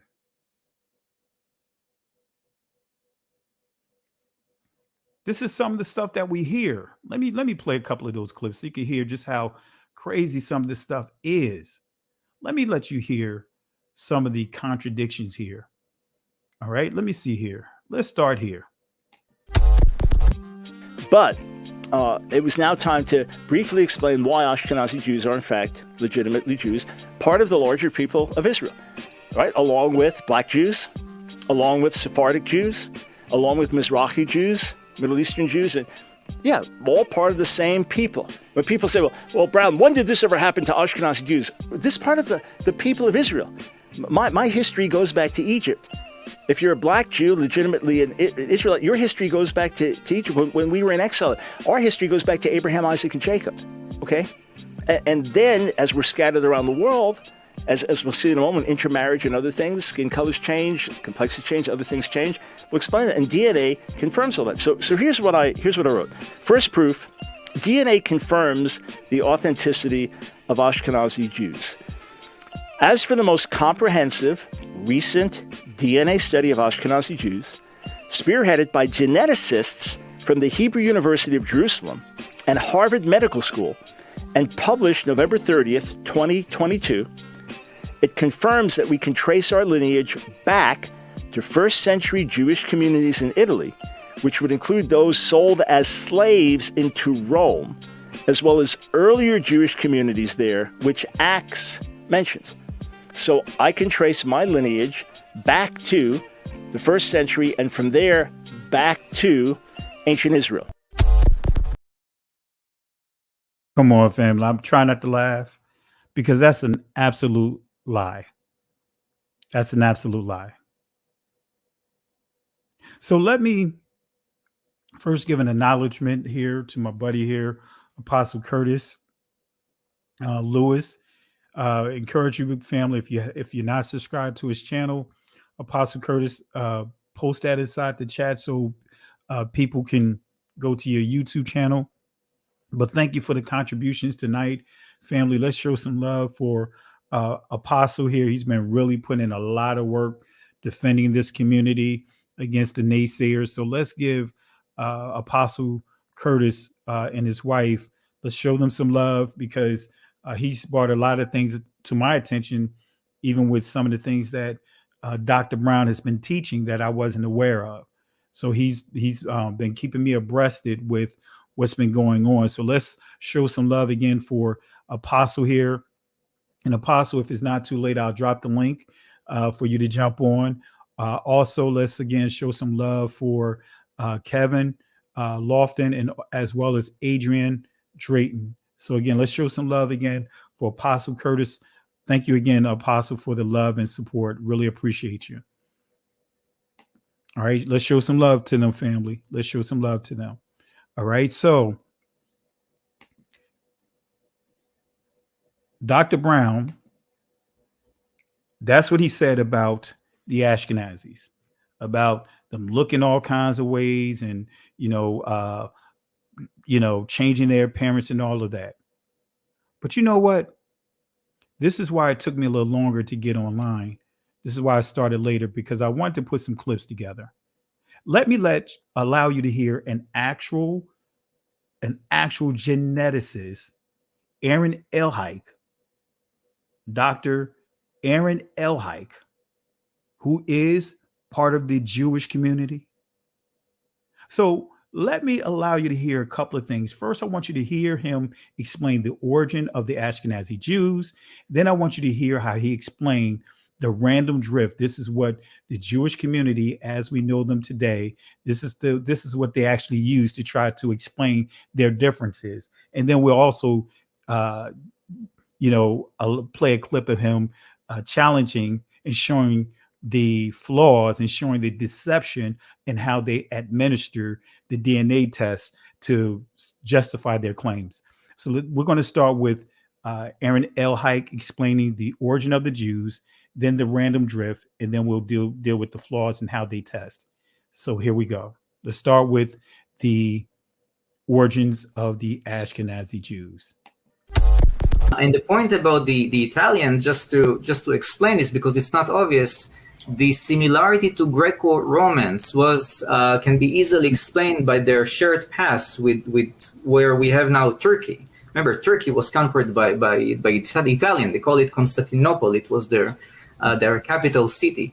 So south to the Black Sea, there were always Greco-Romans and Iranians, all of them mixed. And these are the populations that their hybridization created the Ashkenazi Jewish genome.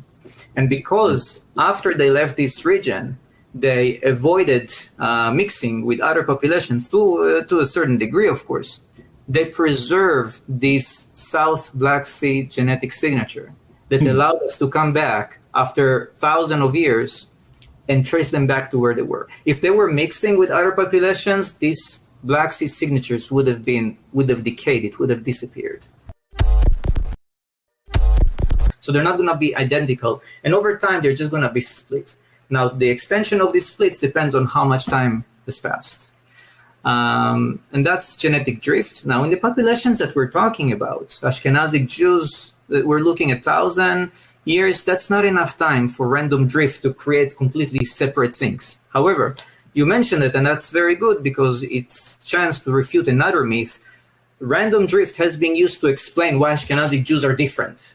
When you compare them to the Palestinians, they don't look like Palestinians. When you compare them to English, they don't look like English. So they said, oh yeah, they because they married each other, random drift took its shot and created this unicorn. That's not true. They're just not being compared to the right populations where they came out. If you compare them to the population we mentioned, these Southern Europeans, Turkish populations, you will see much higher similarity. Genetic drift does not act so quickly. Compare it to all the groups, and then you find the right groups, right. All known groups.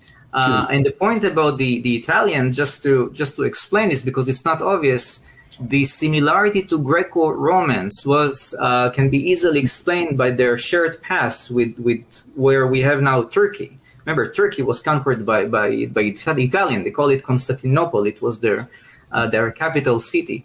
So south to the Black Sea, there were always Greco-Romans and Iranians, all of them mixed. And these are the populations that their hybridization created the Ashkenazi Jewish genome. And because after they left this region, they avoided mixing with other populations to a certain degree, of course, they preserve this South Black Sea genetic signature that allowed us to come back after thousands of years and trace them back to where they were. If they were mixing with other populations, these Black Sea signatures would have decayed, it would have disappeared. So family, he made it clear that they are a hybrid people, but he made no mention of Northeast Africa, which is referred to the Middle East since 1901. He made it clear that they are a hybrid people stemming out of, he mentioned Turkey, he mentioned Russia, he mentioned Ukraine. Let me say that again. He mentioned Turkey, he mentioned Russia, he mentioned Ukraine. And why am I stating this? Is because that's one of the lies that what's his name? Dr. Brown got caught in, right? Starting with his explanation, trying to pivot from the Ashkenazi label to pivot over to trying to explain the name and basically saying that they hijacked an identity of the Khazarian people. But here we go. I'm going to play that real quick and we get back on course. So this is a totally different group of people now, right? This nation, this people called Ashkenaz, nothing to do with Israel, nothing to do with Jewish people. Well, who are they? If you will look at virtually every major Bible dictionary, Bible encyclopedia, here's what you'll find. I'm going to read to you, for example, from the Anchor Yale Bible Dictionary, one of the most respected Bible dictionaries, multi-volume. Who is Ashkenaz? Here's what you see. The first descendant of Gomer, who is the first offspring of Japhet in the Table of Nations. In Jeremiah 51:27, Ashkenaz appears along with Ararat and Enmity as a kingdom called upon to oppose Babylon. The name is identified with the Neo-Assyrian Ishkuza, who appeared between the Black and Caspian Sea in the 8th and 7th centuries BC, driving out the Cimmerians. And it goes on. Who are they then? For Herodotus, so a famous historian in time before Jesus, these people came to be called the Scythians or Scythians, right? We could read through the rest of that in detail, but this has nothing to do with Israel. This has nothing to do with the Jewish people. This has nothing to do with Ashkenazi Jews today. It was an ancient people called the Scythians or Scythians, and they leave society, they disappear. They're all gone a couple thousand years ago. So family mentions the Black Sea, and I'm going to play Aaron Elhake's video again, but he also mentions the Scythians. The Scythians are the Ukrainians. They are the Russians. Listen to Aaron Elhake again when he gives the origin of the Jews, Ashkenazi Jews, and then I'll play one other contradiction by Dr. Brown. And the point about the Italian, just to explain, is because it's not obvious. The similarity to Greco-Romans was can be easily explained by their shared past with where we have now Turkey. Remember, Turkey was conquered by the Italian. They call it Constantinople. It was their capital city. So south to the Black Sea, there were always Greco-Romans and Iranians, all of them mixed. And these are the populations that their hybridization created the Ashkenazi Jewish genome. And because after they left this region, they avoided mixing with other populations to a certain degree, of course, they preserved this South Black Sea genetic signature that allowed us to come back after thousands of years and trace them back to where they were. If they were mixing with other populations, these Black Sea signatures would have decayed, it would have disappeared. So a little over 1,000 years ago, as Jewish people scattered around the world had now emigrated in Europe and now were living in the Rhineland in Germany, they looked at the name Gomer in Genesis 10, and they connected Gomer with Germany, so they took on the identity of the name Ashkenaz. It has nothing to do with Ashkenaz in the Bible, which is a descendant of Japhet. It's just a name that was taken. Okay, it's that simple. Just like my last name Brown doesn't refer to the color of my skin or anything else. It was shortened from a Russian name when my grandfather came over at Ellis Island. The name got shortened to Brown. It's just a name. That's all it is. So the idea that Ashkenazi Jews are descended from Japhet is a myth, 100% false.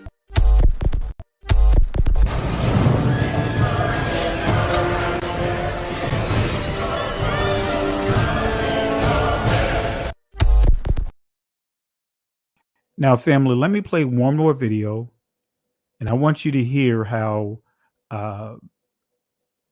Dr. Aaron Elhake, how he exposed their questionable testing, and then we'll get back into the lesson. Compare it to all the groups, and then you find the right groups, right. All known groups. And the point about the Italian, just to explain, is because it's not obvious.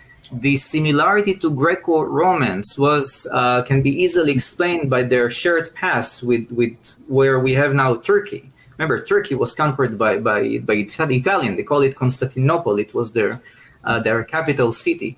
So south to the Black Sea, there were always Greco-Romans and Iranians, all of them mixed. And these are the populations that their hybridization created the Ashkenazi Jewish genome.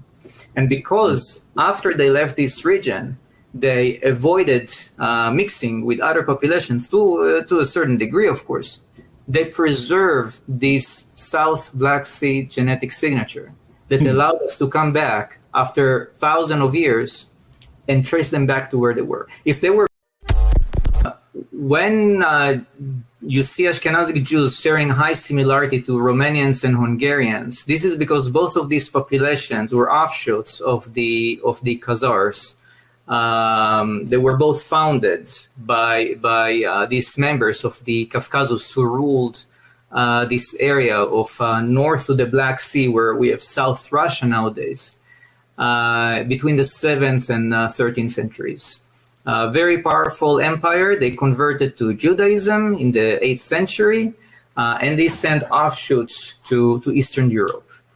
And we still some some Ashkenazi Jews are mapped to this region of Ukraine. They're not all mapped to Ashkenaz. Most of them are, but some of them are mapped to Ukraine, and we can see very nicely some kind of migration route using GPS. My apologies, family. I thought I uploaded the link. I didn't upload the video clip of the Professor Elhike. I'll do it tomorrow. I think I made an error when I was editing the clip, which I did. Him stating how they, in a nutshell, they were taking DNA from the Palestinians, basically, and comparing that to the English. So, of course, when you have that type of sample size, that's manipulating the test to get their results that they want.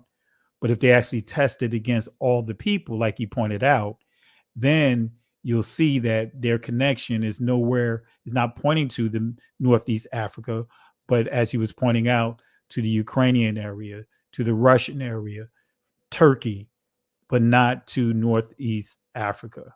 All right. So let me give another shout outs here real quick, and then we get back into the lesson. T of Yah, I want to say thank you for the super sticker, and family. Let's show some love and support for T of Yah. And again, let's show Apostle Curtis some love and support tonight. Really appreciate you guys. Thank you all, Kevin and Adrian. Thank you guys for the love and support tonight. Thank you for the contributions. But let's show some love for T of Yah. Thank you for the super sticker. All right. So going back into here. All right. And I'll make sure I'll upload the video again. So going back here, it says this mission observes is only true of the Portuguese Jews who marrying always, in other words, saying the Portuguese Jews, they remain completely black. They didn't mix or anything. But notice what it says here. Always among one another begat children like themselves. Consequently, the swarthiness of their complexion, swarthiness is dark, melanated people, of their complexion is entailed upon their whole race, even in the northern regions. But the Jews who are originally of Germany, listen close, says the Jews who are originally of Germany, those, for example, I have seen in Prague, are not blacker than the rest of their countrymen, right? In a nutshell, saying the Jews who are originally of Germany, who originated in Germany, they look like the local people. They look like the Khazarians. They look like the Ukrainians. They look like the Russia. They look like the Crimea. They look like the Turks. That's exactly what this is saying here. All right. It goes on in the source to say, unlike mission through Manasseh, assumes that the Portuguese Jews are white, raising predictable questions of what constitutes blackness. Because, you had others that were still trying to say, hey, the Portuguese Jews are white, just like today. So they're like, what constitutes blackness? They was just knocking this down. And keep in mind, this is Shakespeare, his contemporaries, and all the writers and all that during that time. It was not a question prior to this portion of history on the color of Israel, right? But notice what it says here, right? The most rigorous English, and matter of fact, he was highlighting how the Elizabethans audiences were pushing the notion that all blacks come from white people, right? That's what he was trying. They also highlighted here, like some of the things we hear today, right?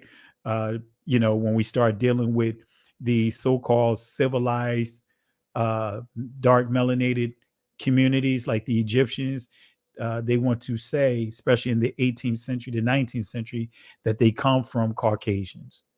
All right. But anyway, the most rigorous English challenge to this position that Jewish nations was biologically distinct appears in Thomas Brown's consideration of whether Jews stink naturally. So they were even saying that we had an odor.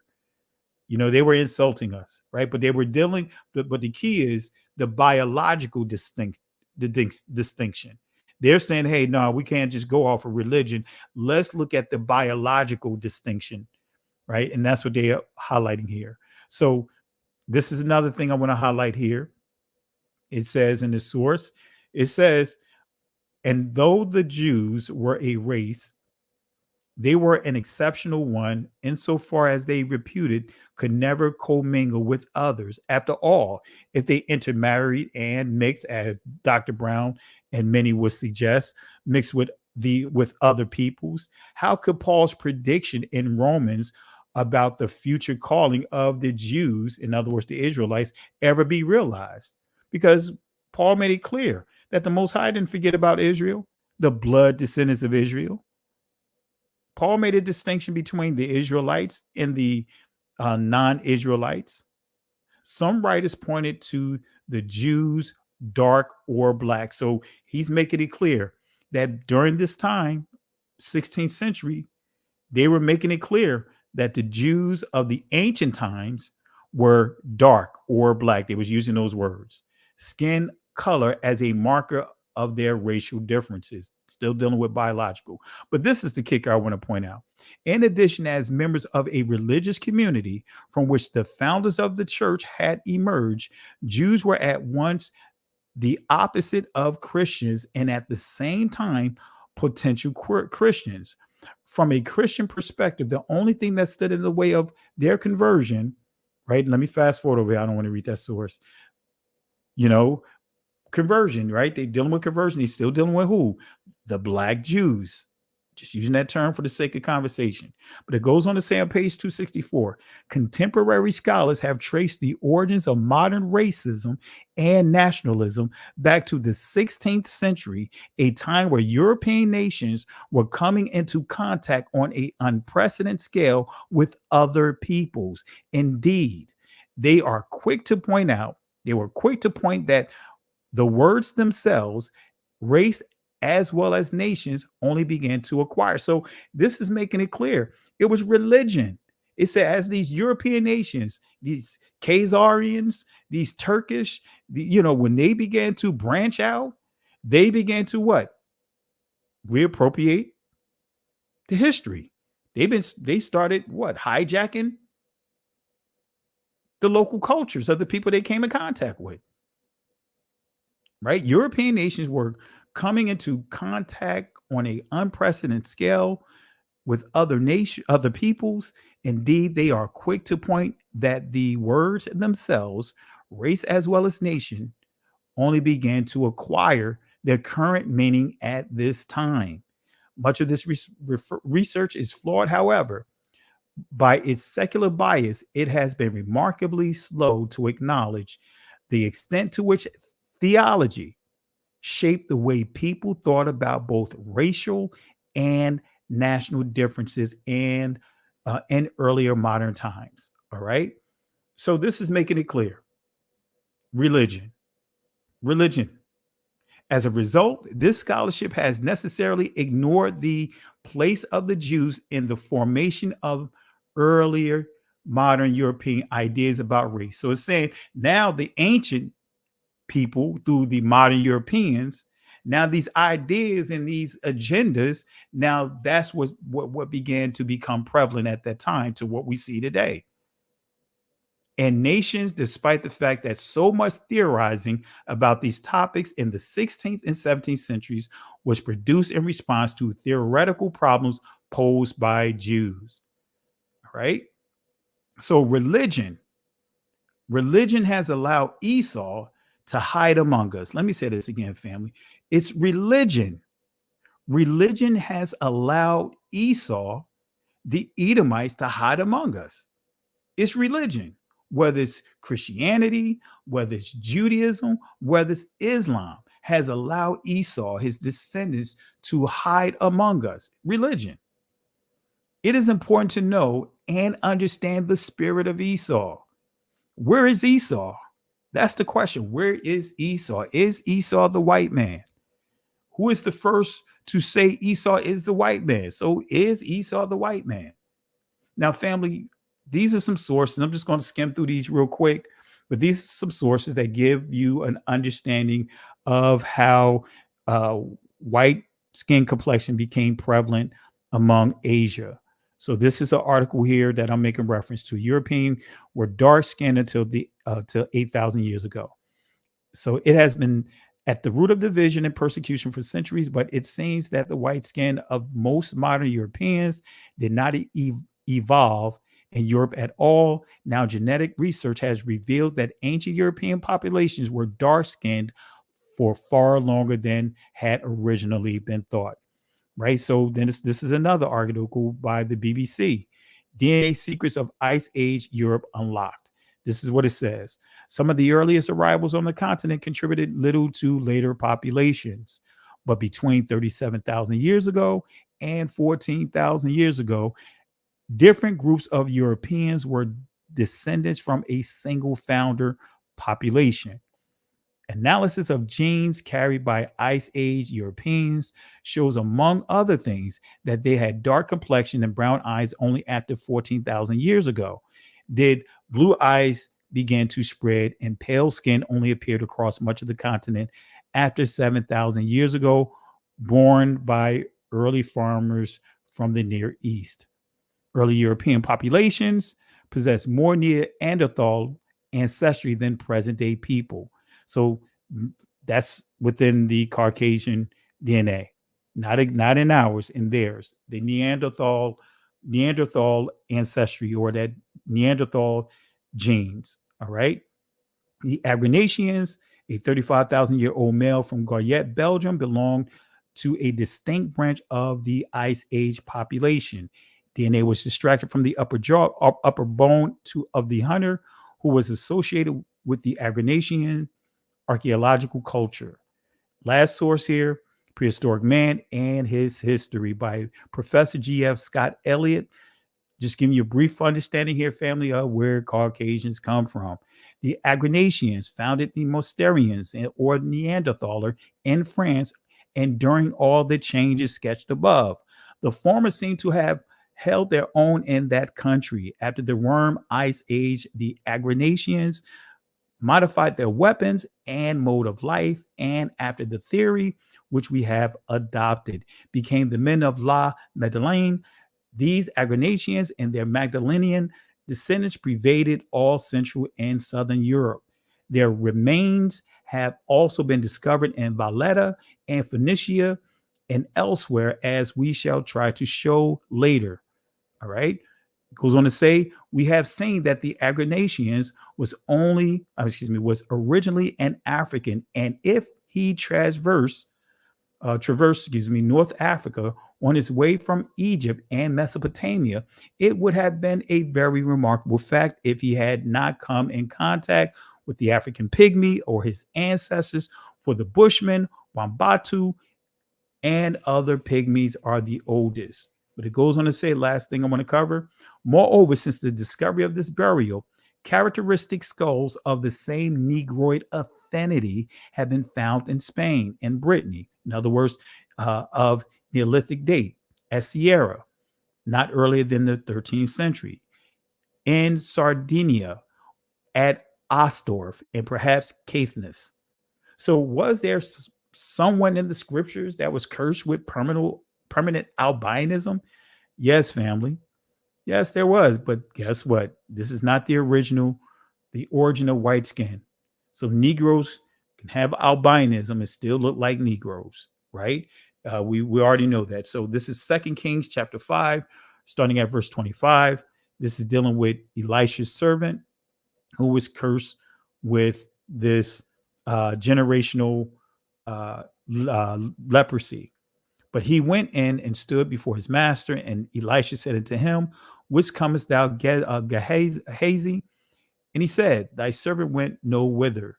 And he said unto him, Went not mine heart with thee when the man turned again from his chariot to meet thee? This is Naaman, the general. Is it a time to receive money and to receive garments and olive yards and vineyards and sheep and oxen and men servants and maid servants? The leprosy, therefore, of Naaman. So this is the curse. This is the punishment. This is the penalty. The leprosy thereof, or therefore of Naaman shall cleave unto thee and unto thy seed forever. And he went out from his presence as leopard, as white as snow. So just saying that Gehazi was, as a punishment for being a thief, a hustler, he was stricken with leprosy, not just him, but his generations to come. All right. So where is Esau then? Where is he? Is he the white man?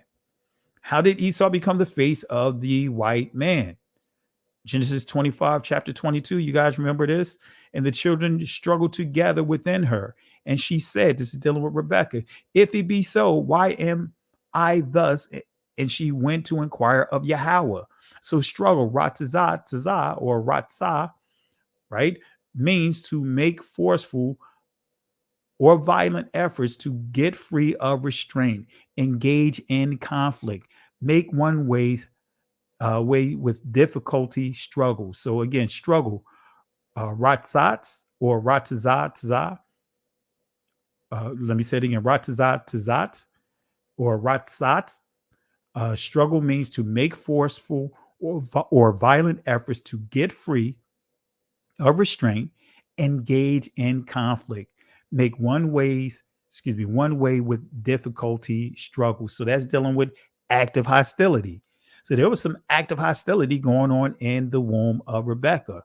So the struggle inside the womb was not based on color. Let me make that clear. The struggle inside the womb had nothing to do with color, but it had everything to do with their spirits. So was Esau a white man? Right? This is the International Standard Bible Dictionary. You guys know I repeat this all the time. Ruddy is the form taken by the adjective red when used as a term of praise of the human skin. And this is its use in the Bible. In other words, the Hebrew and Greek words are all usual words for red or to be red. The dark-skinned Hebrews found great beauty in a clear complexion. And I know that it's still going to be some of our brothers and sisters that's going to reject this, don't want to listen. They're going to say that this is not what the source says. Look, Esau was a Negro. He was a twin brother of Jacob. He was hairy, but guess what? He wasn't Caucasian like some of the pictures you see. Esau was dark-skinned. The scripture says nothing about him having no pigmentation in his skin, because if so, it would have made a note of that. So it's just telling you that Esau still had beautiful skin, dark, beautiful skin, even though he was unusually hairy all over. All right. So I'll read that again. The dark-skinned Hebrews found great beauty in a clear complexion. Now let's go to verse 23 out of Genesis 25. It says, and Yahweh said unto her, 2 nations are in thy womb. Let me say that again.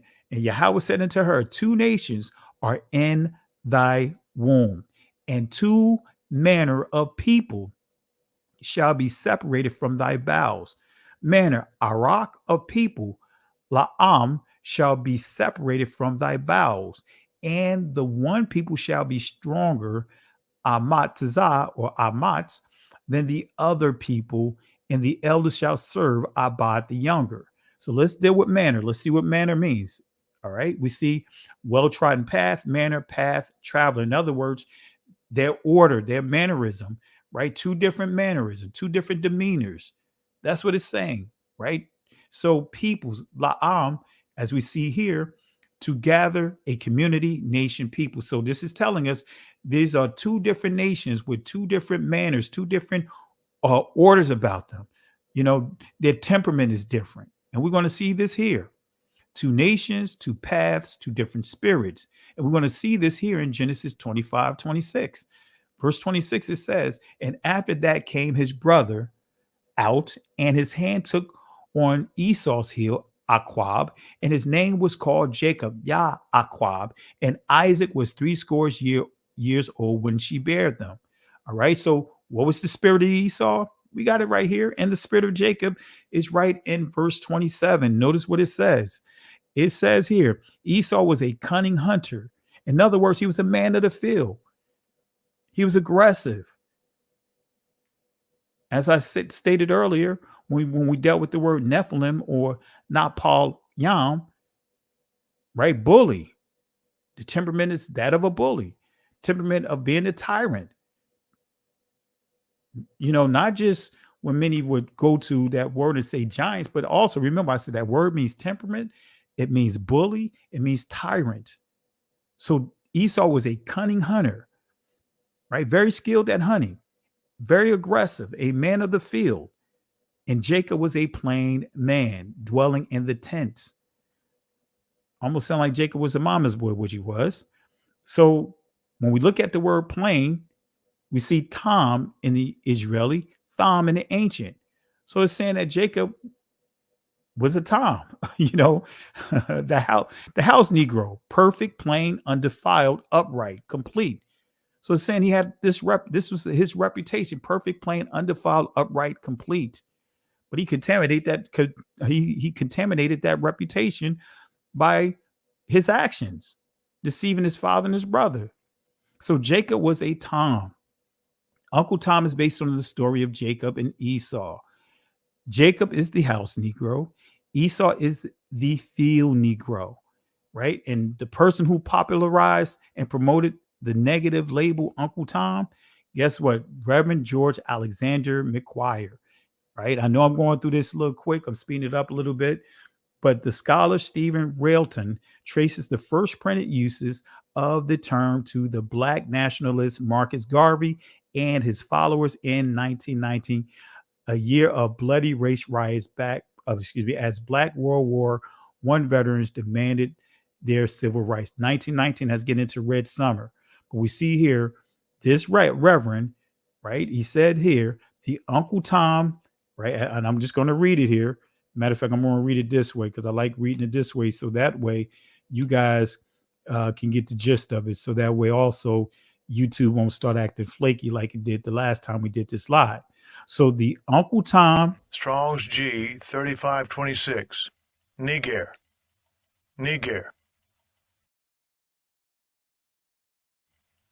Strong's G 3526. Niger. So the Uncle Tom, say it one more time. Strong's G 3526. Niger. Has got to go. All right. So he was the one that, added the negative term, the overtone to the term, to the label Uncle Tom. So again, Jacob stole his brother's identity. Jacob lied and deceived his father Isaac. And when we go to verse 40, we see it here. It says here, by the sword Charab shalt thou live, and shalt serve thy brother. And it shall come to pass when thou shalt have dominion, Rayad, that thou shalt break his yoke, Allah, from off thy neck. Verse 41. And Esau hated Shaitan, Jacob, because of the blessings, Barak, wherewith his father blessed Barak him. And Esau said in his heart, the days of mourning. Now we see the bullying, right? Remember, we said Paul means tyrant. It means bully. We see that Esau is bullying his brother.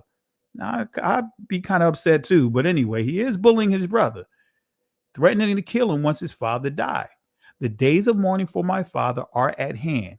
Then will I slay Harag, my brother, or should I say, Harag, my brother, Akai, Jacob.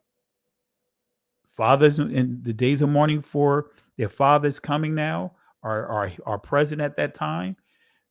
He's saying he's going to kill his brother now. Once they finish mourning, it's over. All right. So Esau hated Jacob, Shaitan. This is what Shaitan means: to lurk, for an example, persecute, troll, right? But this word transliterates to the word Satan. Shaitan is the ancient, Satan is the Israeli, but we see it transliterates, Shaitan transliterates to the word Satan. Okay, so hate, which means to lurk, is transliterated to Satan. Now, let me give you another key thing, and I'm tying all of this in, all right, because I got a lot more to cover, but here we go. John 8, verse 36.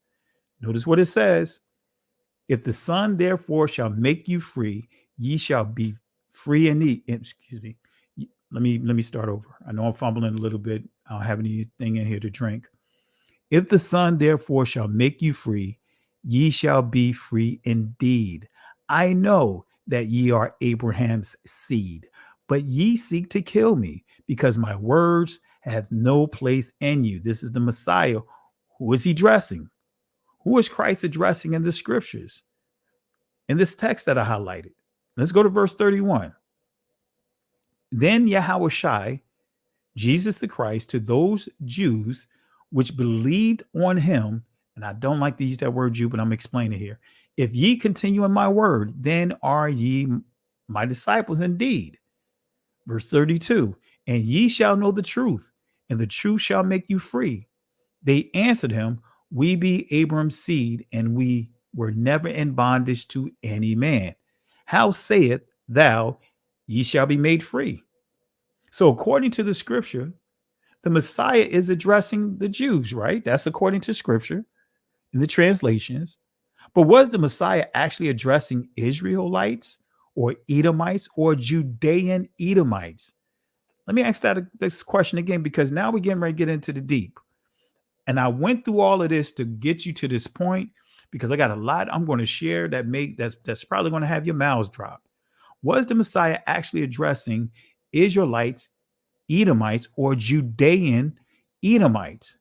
That's a good question, right? Because when we look here, right, this is Judah's name, Yehowadah or Yehuda, that's the Israeli. But we see Judah, right? It could be Judah, the individual, as we see the name of 5 Israelites, also the tribe, also Judah, the nation.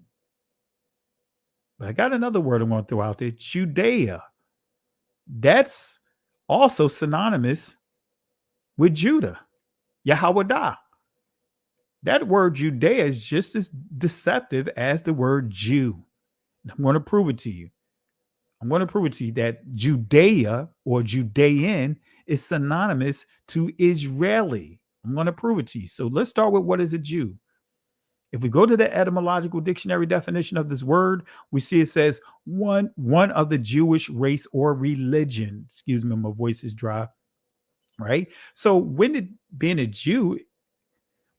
Judah become a race or one of the Jewish races? How many races do they have? Well, they do say that they're multiracial and multicultural now. That's the term that they coined now. Or religion. But that's not the case of the scriptures.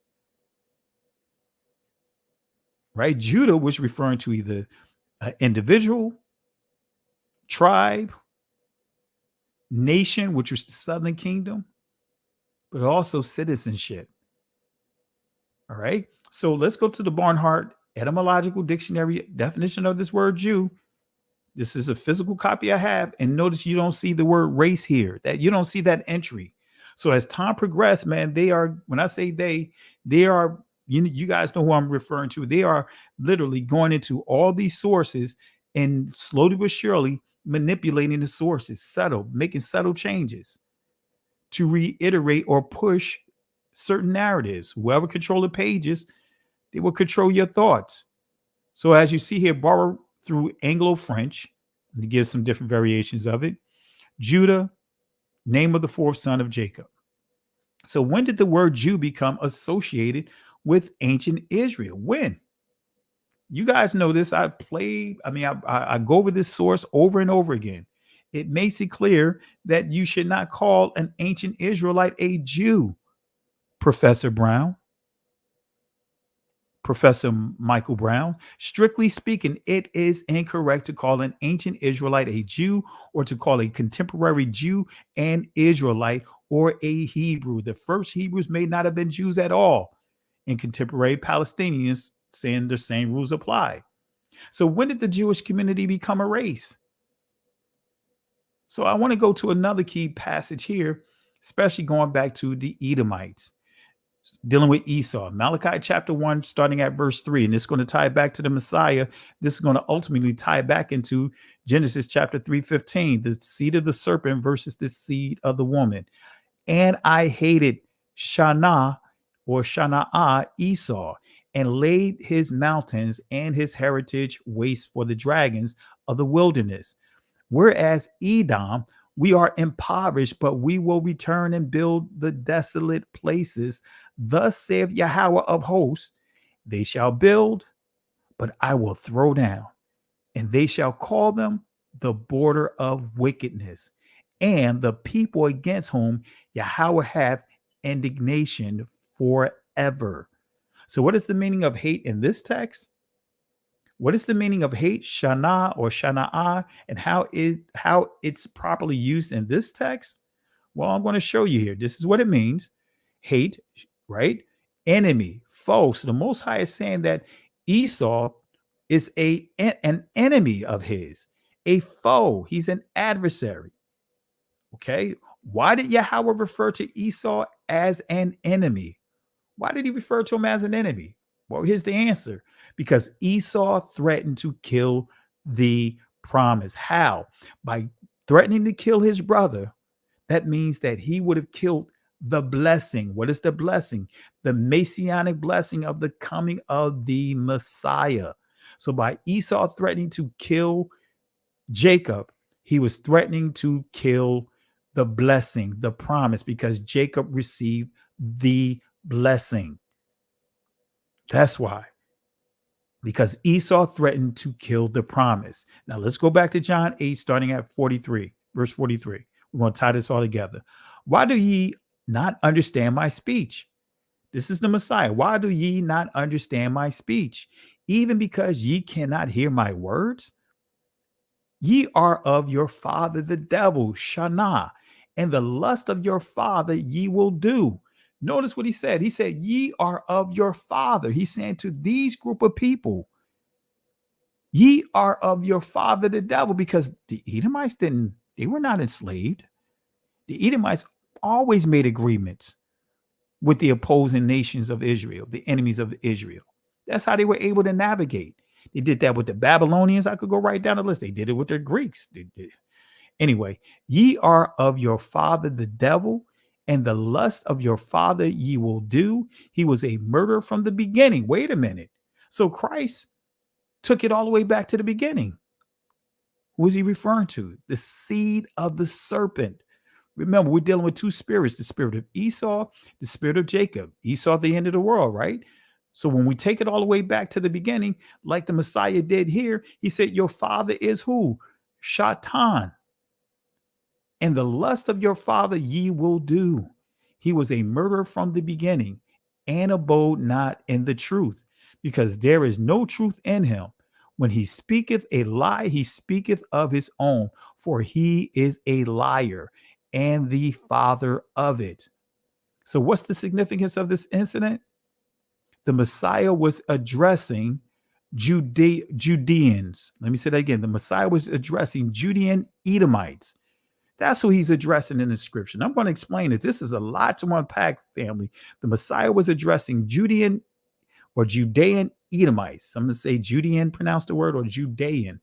But he was pronouncing Judean Edomites. Now, this is the next phase that I'm going to go to. I know I got a lot to cover. We've been going for a while. I'm going to go about 30 more minutes, but I'm going to get it all the way in. Now, notice what we're going to say here. The Messiah was not addressing Israelites. He was addressing Judean Edomites, because they never knew bondage. They always dealt with bondage. The whole book of Judges talks about bondage. Jeremiah had to ask the question, man, we can go into bondage again? That's how continuously the perpetual captivities they had to deal with. But the Edomites didn't have to deal with perpetual captivity. They just had to deal with being subjected to the Israelites up into the just past the time of David. But anyway, so the Messiah was addressing Judean Edomites. How did the descendants of Esau infiltrate Judah? Let me say that again. How did the descendants of Esau infiltrate Judah? Where is Esau? Now let's now get into the thicket here.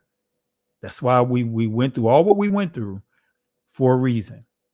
That's why we started off with the Miles Morales, right? That's why we started off with that. That's why we went to identifying marriage, why it's imperative, understanding how language and all was interpreted. That's why we went through how we were oppressed as a people, that we were not actually married, contaminating what? The seed. That's why we went through all of this. That's why I went through showing you sources about 16th century about the Israelites being dark melanated people. So now contaminate the marriage contaminates the seed. Keep that thought. We're going back to this thought. Contaminate the marriage contaminates the seed. Esau married the daughters of Canaan, which were also called the Canaanites, the daughters of Heth or the Hittites, the daughters of Ishmael, the daughters of the Hivites or Havites, and had intermarried with the Horites. So Isaac and Rebekah was not happy about Esau's marriages. They weren't. They were not happy about it. They were only married to each other. Esau was married to all kinds of women and didn't care about his heritage. Let's go to verse 34 to confirm this. Still in chapter 26. Let's see what it says. And Esau was 40 years old when he took his wife, when he took to wife Judith, the daughter of Beri the Hittite, and Bashemath, the daughter of Elon the Hittite, which were a grief of mind unto Isaac and to Rebekah. So they weren't happy about his marriages. They were not thrilled about it. So the descendants of Esau from these marriages became known as Edomites or as Edom. Well, let me give you proof here. Let's go to Genesis 36, starting at verse 1. Now I'm walking you through, guys, that period that many of you guys probably asked the question. How did Esau get into position? Where are the Edomites? Who are the Edomites? So now let's slow walk this. We had chapter 36, starting at verse 1. We're going to go to read the first 3 verses, then skip down to verse 9 and 10. Now, these are the generations of Esau. Who is who? Edom. Genesis 36, starting at verse 1. Now, these are the generations of Esau, who is Edom.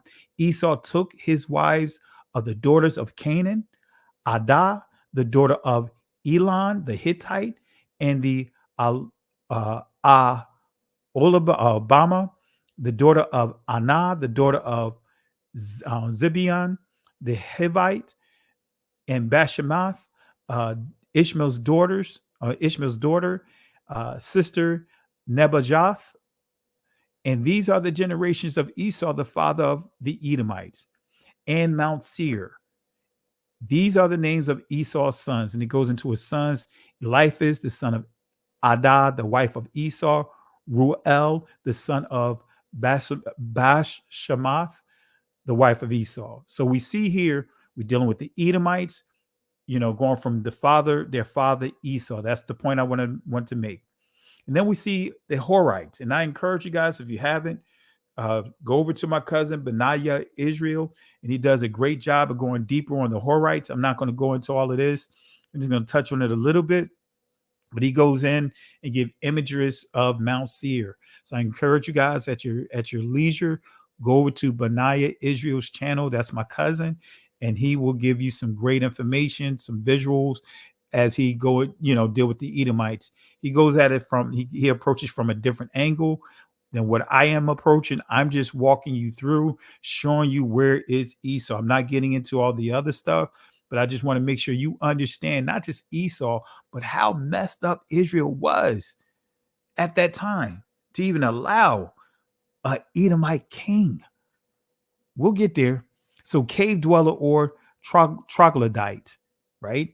Aboriginal, Idumean, all right? Cave dweller, inhabitants of Mount Seir.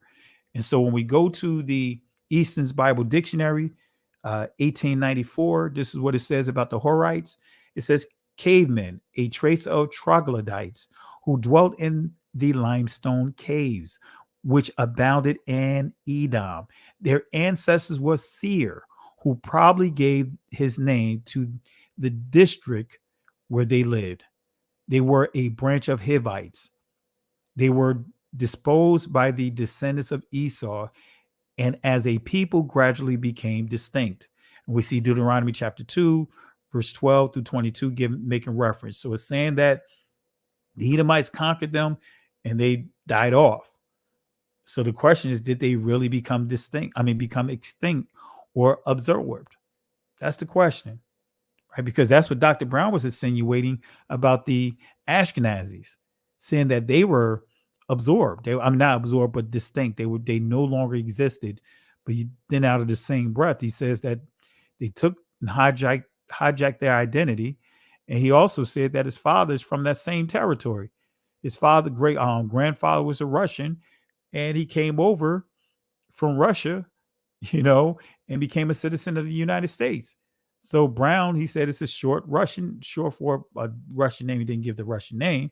But anyway, that's what he said about the Ashkenazi, that they no longer exist, and that the Jewish community as we know them took on that name. So again, contaminate marriage, you contaminate the seed. Contaminate marriage, you contaminate the seed. King Solomon, guess what? He married daughters of Edom. First King chapter 11, starting at verse 1. Man, Solomon was all over the place. But King Solomon loved many strange women, together with the daughter of Pharaoh, women of the Moabites, Ammonites, Edomites, Zidonians, and Hittites. So we see King Solomon married Edomite women. Of the nations concerning which Yahweh said unto the children of Israel, ye shall not go into them, neither shall they come in unto you, for surely they will turn away your heart after their gods. Solomon clave unto these in love. So you could get that from Deuteronomy chapter 17, that's dealing with the king. But then you can also get that from Deuteronomy chapter 7, when the Most High made it clear not to mix their children with them. So again, contaminate the seed. Well, contaminate the marriage, you contaminate the seed. Did King Solomon have children with Edomite wives?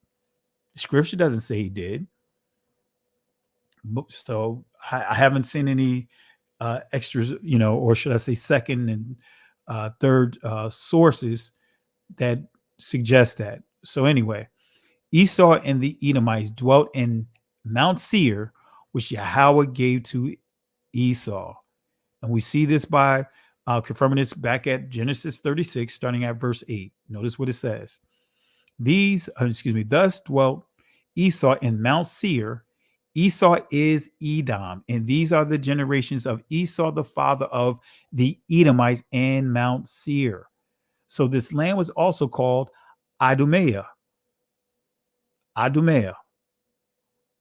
telling you, Udeo sounds similar to Idumea. I mean, I'm telling you, the names for Judah, the nation of the territories, was similar to the territory that was designated for the Edomites. Almost similar pronunciation, very similar. So this land was also called Idumea. Some would say Idumea, but Idumea. Isaiah chapter 34, verse 6 confirms this. It says, the sword of Yahweh is filled with blood. It is made fat with fatness, and with the blood of lambs and goats, with the fat of the kidneys of rams. For Yahweh hath a sacrifice in Bozrah, and a great slaughter in the land of Idumea. So the land of Edom, Mount Seir, lies south of the Dead Sea, stretching south to its seaport at Elath, and included the ravine known as Petra. The Edomites were driven from Petra westward by the Nabateans in 312 BC. And I'm going to confirm this. Before the middle of the 2nd century BC, they were occupying not only southern Judah, but also Hebron and the country to its north as far as Beth-zur.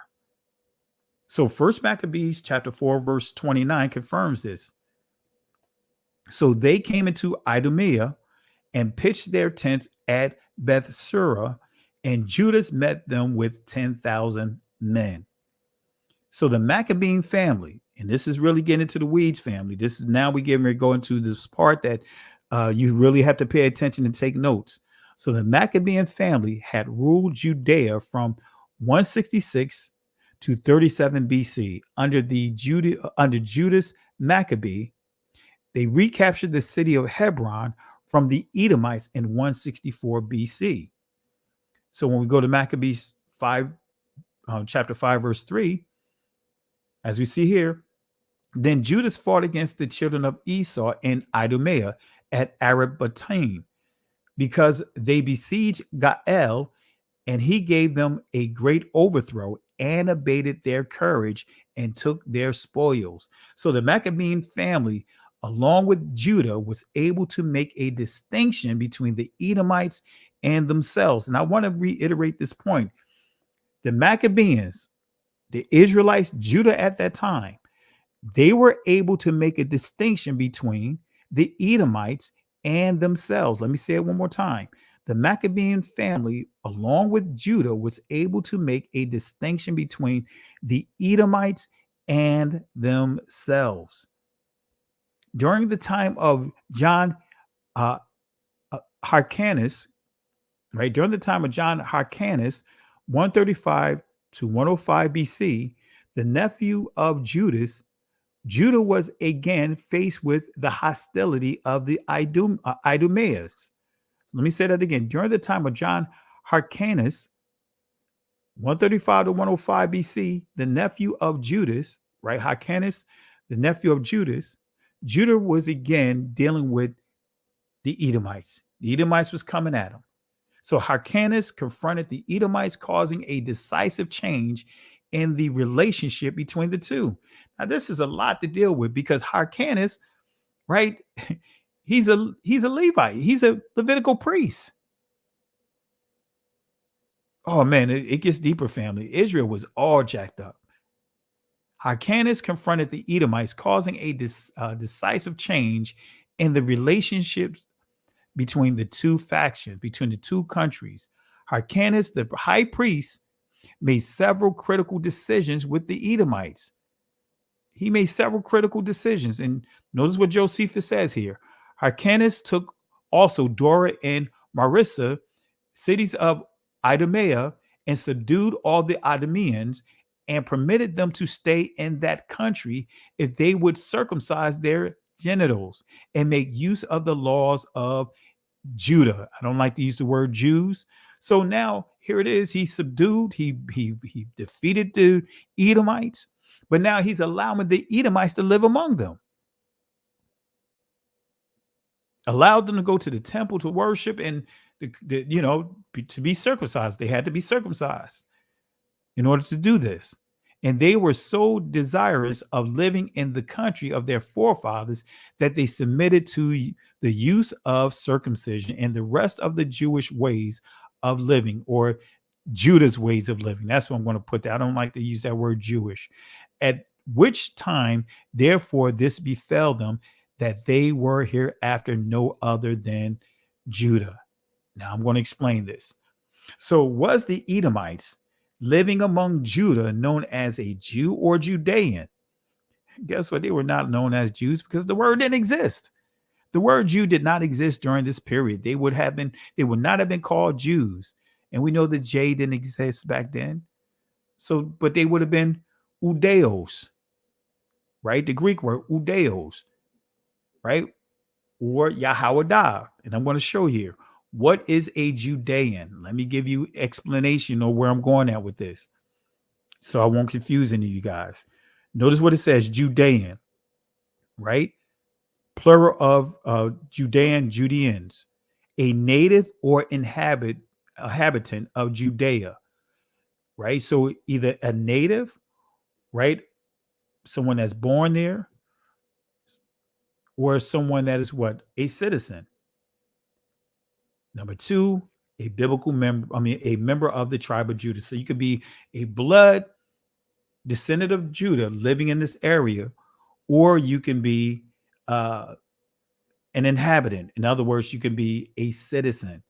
So Judah, Judean, all that could be used synonymously to blood descendant Israelites or citizens of the land of Judah. That's what this is saying. So Judean is synonymous to the word Israeli, right? This is why I said this early, because Israeli, this is what it means, citizen of the state of Israel. But the key is it distinguishes the citizens of the modern state from the ancient people. So when you hear Israeli, that's dealing with the moderns. That's not dealing with the ancient people. That's the same thing when we deal with the word Judea.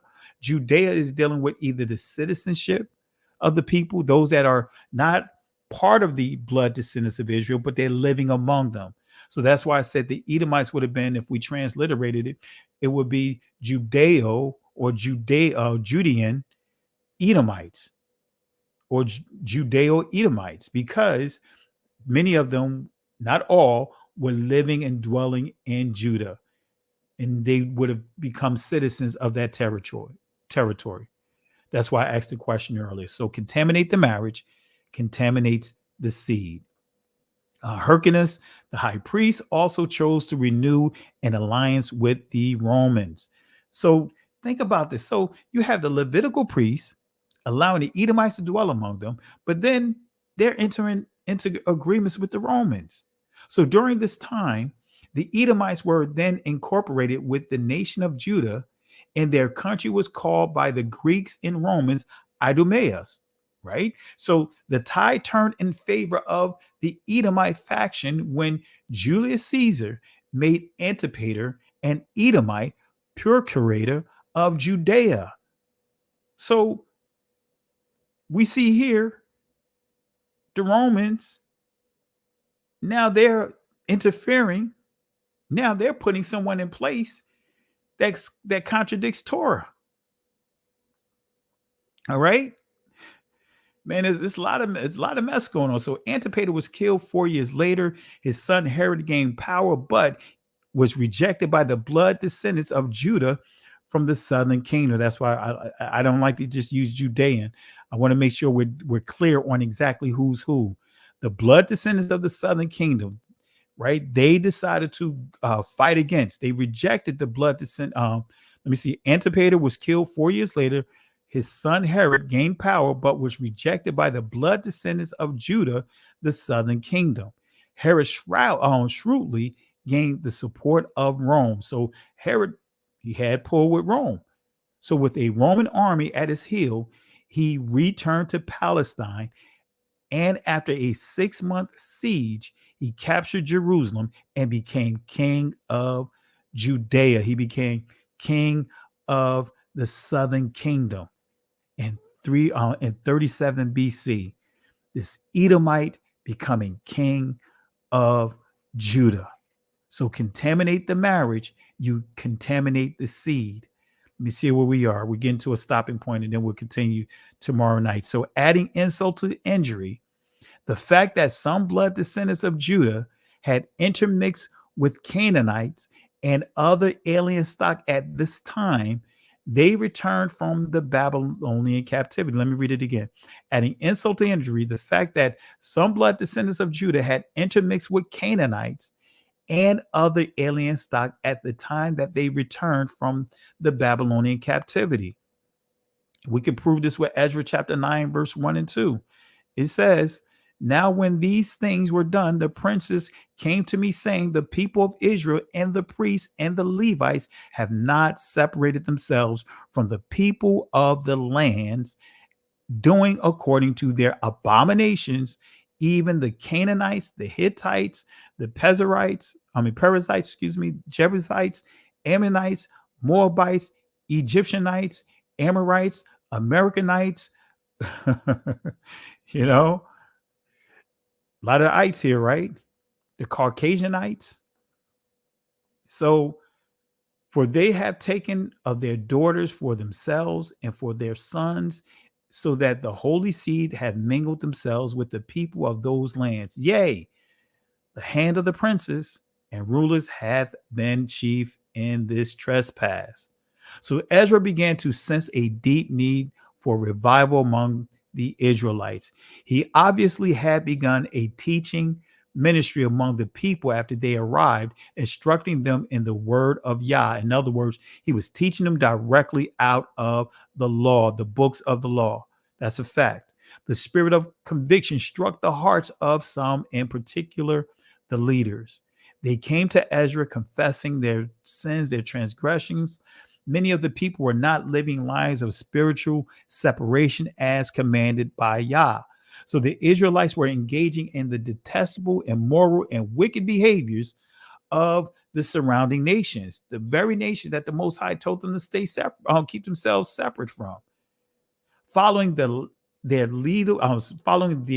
evil lifestyles and false worship of their neighbors.